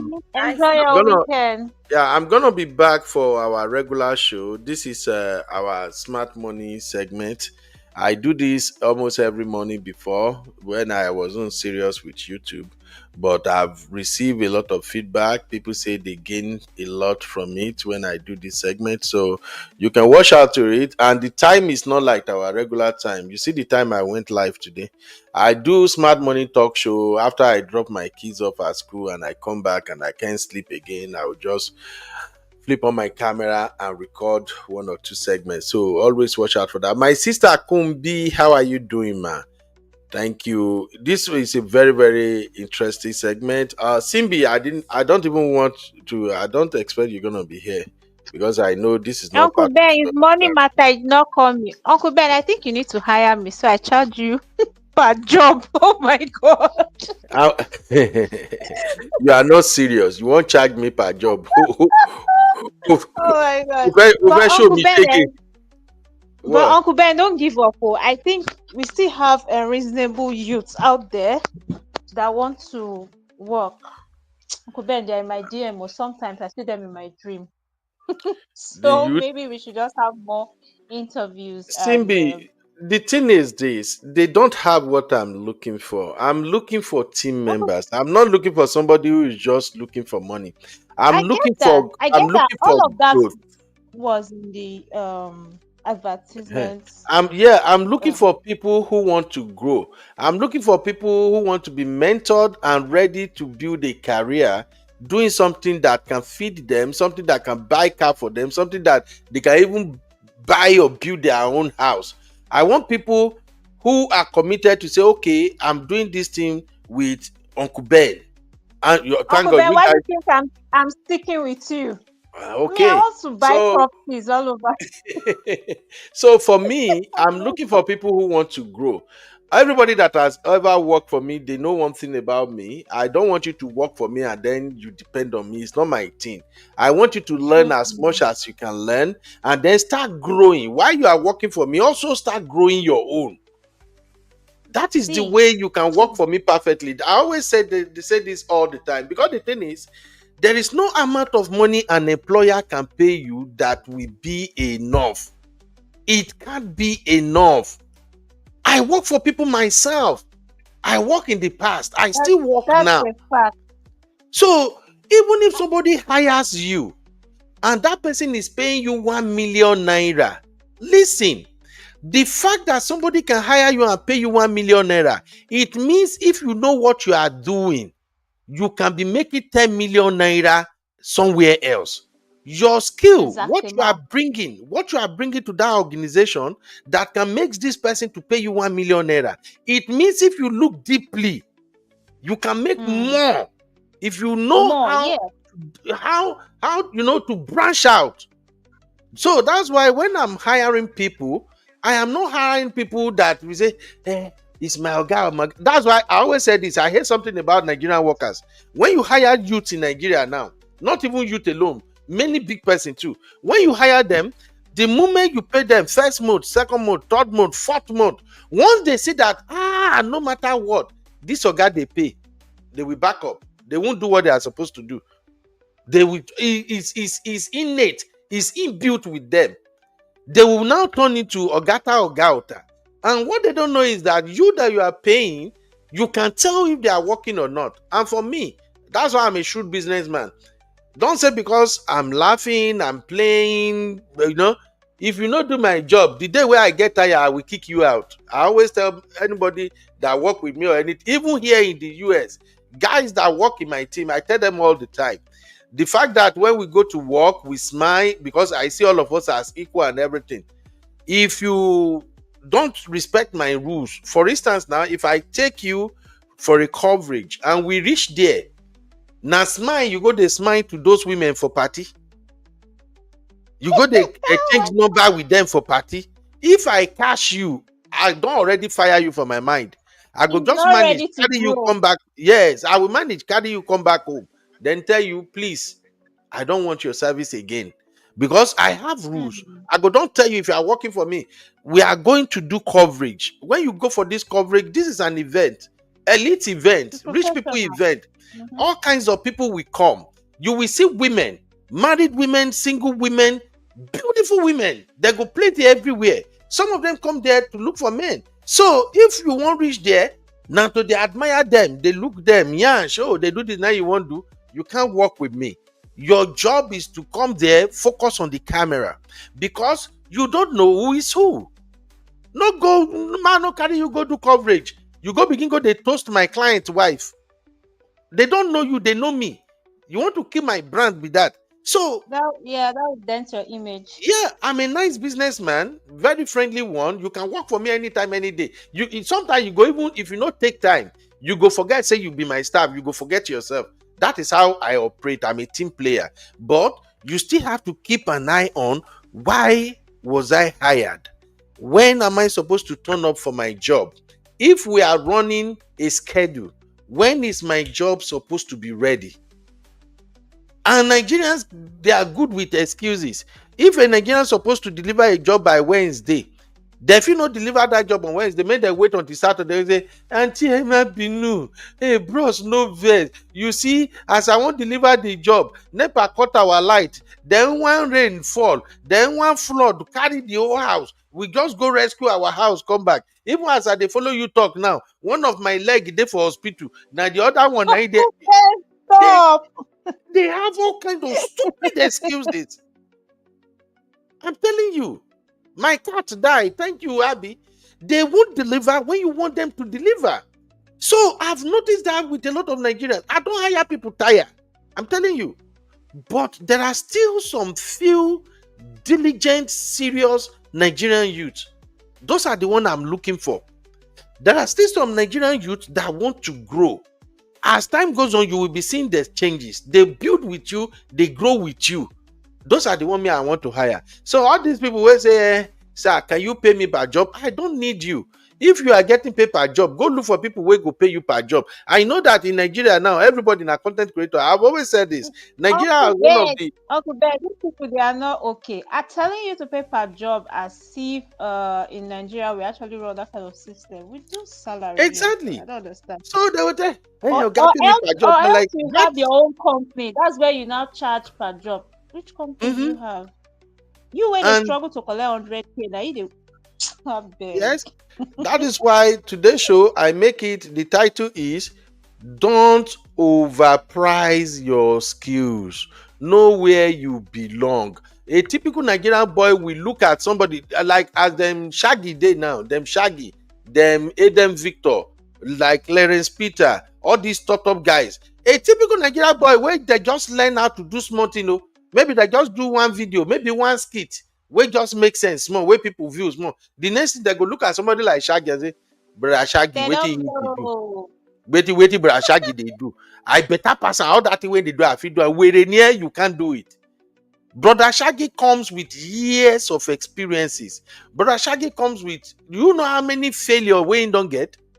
As I did here now, doing this podcasting, people will look at me right now and say, what the band they do? Don't be saying just turn up camera and just they talk. I can talk now. Go open channel, go open YouTube channel, may you talk. No, I go wait. Oh. Go open YouTube channel, may you talk. You go no say, kaki no be leather. Come they talk as I talk. When some people go come your comment, tell you say, show ya where any kilo so. Now there your eye go blue. Say, I let it oh, check me for me. Oh, they talk about your receding hairline. Some people go come here now, just like me say, ori where they akpari ton sorrows. Kila akpari and so.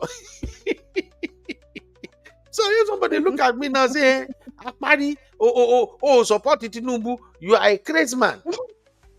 And you see, say, I see the comment, I know highlight them, I just the waka they go. And you think that is easy. Wait until you turn up the camera and somebody come and say, see your bald head. Or they look at you as a girl. They say, look at her makeup self. She be like a Mary. Come, let's see. Maybe you go get the patient say, you know what? Let me. If you no go say, you that Jalen Coco, where you put for comment, go kill you there. Go and watch many content creators. Once you go live, a lot of them get derailed. The moment you go live like this and you they look at your chat, you go see something, you go forget what you they talk. Now that thing now you go begin at. Uncle Ben, so, some people have called me jobless. I was like, thank God though, I'm jobless. That's fine. I'm not for money. God bless you. So those are the things. Sometimes you will look at people and you say, hey, what need they do self? You can't do shit. That is why for me, I always respect professionals. I always respect professionals. I respect people in their field because what they are doing that you think is easy won't be a liar that you can do it. Honey Baby is into real estate. The first time I saw Honey Baby catalog, man, I'm like, oh wow, Uncle this is Ben, beautiful. I'm sorry to interrupt you. Did you see Abby's comments? What did Abby say? About her today? The one where she said there was a woman that said she was being maltreated, I think by her in-laws and husband. So Abby reached out to her on X. I was like, can I help you? And then the woman said she needs an iPhone first. Okay, I see. Abby say there is a woman I came across. There's a woman I came across on X that's looking for looking for her husband, and her in-laws have been treating her badly. I fed for her and reached out to see if I could help. If I could help her, she told me she needs iPhone first. Okay, welcome to Nigeria, Abby. That's what we are talking about. That's what we are talking about. That one even small. You know how many times people go don't come your DMs say, sir, please, the phone that I'm using, the screen have cracked. Anything you can do, sir. I don't experience the same thing before. I say, okay, so you need a phone where you fit just use a big where you go. Yeah, so if I say even if na small phone, sir, I don't mind. Okay, show me the phone where you need and what's the price. By the time they go show for where they need. Back then, no, like 2 years ago before Tinubu come, now phone will be 180,000. That time where dollar be like around 450, 470. Phone 280,000, 350, 180. 90 person they send. Now I couldn't see the message. I abandon after a while. I block. You don't know what you need. So please, Nigerian youth, use your head, go to school, don't overprice your skills. Don't just assume that because this person is doing this thing, is charging so amount, I can also do it and I will charge. It doesn't work like that. I'm a videographer in Texas. If you call me right now, say, Ben, my pikin won't do birthday, come and help us cover them for Austin here. The least I will charge you is $1,000. Which is still small, but $1,000 now big money for people who live in America for a birthday of maybe 3 hours. Now, if you just they start and you see me they charge somebody for event 1,000, or maybe I even say make I manage money, I say pay $700. You where you just they start, where you no get name, you no get portfolio, you no get nothing. You see say Ben charge 1,000, you say you won't charge 1,000. Your business don't die before it start. Because I come with years of experience, I already get name. People don't already know me. They've already seen what I have done. And besides, I have regular day job.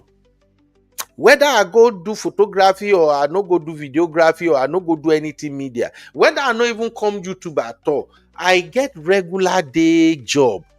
I know they take my regular day job, they play. So meaning either you agree to pay me that amount where I charge or you no pay me, I am still fine. Now you that you are starting out, don't overprice your skill. Don't say because Ben charge 1,000, oh yes, me too, I want to charge 800. It doesn't work like that. Especially if you don't have something solid you are doing. If they no hire you, your business don't collapse with that. It better make you start small, then you grow. When I started videography and photography, now free, now they do them. Yes, if you don't know now, may you know. Now free. I go people party, carry my camera and say, make I help you do coverage. Now from there, now people begin see me. Now from there, they begin see my YouTube. When they started paying me, they started paying me from, some people go pay me $100, some go pay me $150. Which is relatively very, very small, but I don't care. Either they pay me $100, they pay me $150. I they buy more equipment. If you come my house, if you see where equipment day, you self go ask me, say, Ben, kilo day, shogun laye ni. I don't spend money. I buy some equipment. I know sabi operator at that time. As I'm speaking with you right now, I have one printer. Yes, I even remember. Maybe I go post them for Facebook. Uncle Anybody Ben, will in want? Nigeria, we do not like to climb the ladder from the bottom. We like to climb the ladder From from the the top. middle or the top. Abi, crazy. I got one printer here. I go post them for Facebook. Anybody who want ship to Nigeria, if they want to carry them, for me they carry them. I bought that printer at $650 and I bought it in 2015. Powerful printer. I know sabi operator. I don't buy and finish before I discover say na industrial printer now I go buy. Serious? I dey tell you, that time I buy them, I say when I go party, I go take photo, I go dey print the photo right there. I don't know, say ordinary HP printer can do what I want to do. But when I see this one, Pro Max, you go see I cannot Pro Max printer black like this. It's in my garage right here. I bought it. When I see the ink alone, to replace the ink, now like $120 for just one, and you go need like 4. I say, Jesus, what did I buy? I operate and I know fit. Now I live and there. So what I'm saying is that when they were paying me those small money, I was reinvesting that money back in my business. This podcasting where they do now, I have a roadcaster. I bought that roadcaster $800. Every time when you see me, when I did my studio, they go live. Now that roadcaster they use. Now, when I begin to train my girls, when I begin buy podcast mic for my girls in Nigeria, once they record, they send it back to me. I can say the voice is really, really good. I go buy the same type of mic. Now it be this one I see here now. As I'm talking now, you're not hearing me. Is the voice not clear? Yes, And we this can one, hear you, Tom. this one where they use now, how much did I bought it on Amazon? I think $45 or something, compared to $800 on. But what I'm saying is that you have to invest in your skills. You have to spend time to create a brand. My studio itself, me and my son, I think I spent close to $500 changing my studio. That one where they see me whenever I go live, where are they? Where they always look dark with lighting. For YouTube, where no pay me money ratio, but I'm doing all that. All I'm saying is, don't overprice yourself. You have to create a name first. You create a brand. I've told people on our channel here, anytime you want to advertise anything, tell me. You want to do your birthday, tell me. Let us promote you for free. We can be doing that to a stage now where we say some people might see it, they might like it. They might actually call it, hey, Uncle Ben, please, my birthday is coming. Can you interview me for my birthday? And I can say, you want to take my time with that? Okay, pay me $100 to interview you for your birthday. Like play. God fit just say, okay, I like this way they do, Ben. I bless them. Before you know, big people will begin the call. Is that Mr. Ben? I see you have 500,000 followers. You have 1 million followers. You celebrate people on their birthday. My wife's birthday is coming. I want to give my wife a surprise birthday. Can you please play so and so for my wife on her birthday? Or can you interview me for my wife on my birthday? Okay, sir. You want that service? It's $500. No, don't worry, Mr. Ben. Uncle Ben, me, I'll go and learn hyping so that they'll pay me for hyping too. Abi, when I interview the person, you go interview the person for Russian language. You see, we don't declare that. Hype. Yeah. Yes, so you go even if na man self, you go help me. They use that your sweet voice. They help me. They hype them. Oh, yeah. Abi no be so you teach me. Uncle Ben. You say you say I go say Mr. Jimo. Make our guests no go wrong. Our guests go say this guy they behave like Agege. Welcome to our show, Mr. Jimo. At that time, confess. Let's not give it all away here. No wahala we did. All right, ladies and gentlemen, thanks for spending time with us. Today's Smart Morning Talk Show is about Peller versus Nigerian graduates, and the lesson I want you to take away is don't overprice your skill. Okay, I'm gonna come back again with our main show for the day. I'll come back in about 1.5 hours, and that is when we're gonna talk about this trendy topic. This one Agbas Boso, so please, when you come, we all got to be respectful. So we're gonna talk about this trendy topic, SS Festival 2025. If you don't know about this SS Festival, wahala don dey day again. It's an American festival for Black people in America.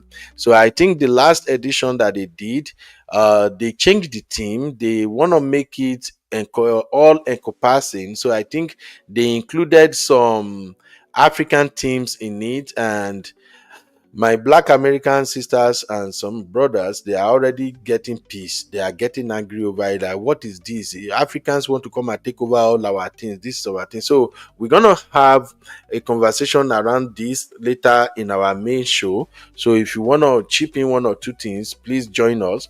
Our main focus is we want to look at what is the big deal. Why is it always Black Americans versus Africans all the time? Why don't we get along? Why does it have to look like competition? Why do we have to drag everything beyond what it represents. Special shout out to my honey babe and sister Rose.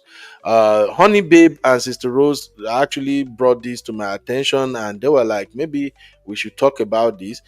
Personally, I ain't gonna lie to you. Anything that has to do with Black American topics and Africans, I like to stay away from it, because my approach to the issues has always been, hey, how can we get better?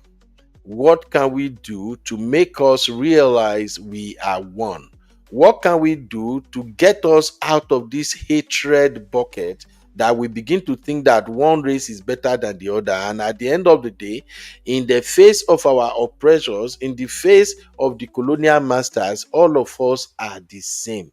Why should we always engage in this argument of trying to discriminate against one another? Those has always been my approach, but I stay away from it, because sometimes some Africans and some Black Americans, they are not there yet. They still believe that we are two different races who are not supposed to be doing anything together. So join us later today on the show. Abby, thank you very much for staying with me today. Abby say, Uncle Ben employ me, or me can make I employ you. Abby now you go employ me. Abby say, share it's multiple streams of income. We are all looking for like this. Yes, so Abby, yeah, that's what we are all looking for. Thank you very much. Simbi, okay, you might join us later and you may not, because today's topic, this is just one of the segment anyway. We're still gonna cover some other reaction videos and a lot of story day. One of my real fam sister, God bless you, she actually sent everything about Iyabo Ojo and Lizzie to me. What started their gbasgbos? I read through it and I'm like, oh, now I see. So I'm still going to address that today, because yesterday I told you guys that I'm not really interested in Iyabo Ojo and Lizzie. They are back and forth. I don't understand. But after she sent everything to me, how it all started, I just felt like, oh, it's good to explain this thing back to our people. Also, on political roundtable, people are still dragging my Peter Obi. So far, say una no go leave Peter Obi alone. Me sef, I no go leave una alone. All of us we pie here.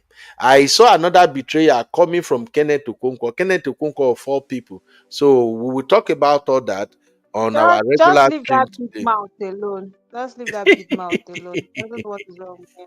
Really? So you sef don say Kenneth na another case, abi? His head is not correct at all. I swear, the guy for my hand. I wasn't expecting that at all. Anyway, thank you, Simbi. Thank you, everybody. I'll see you guys in the next one. Bye bye for now.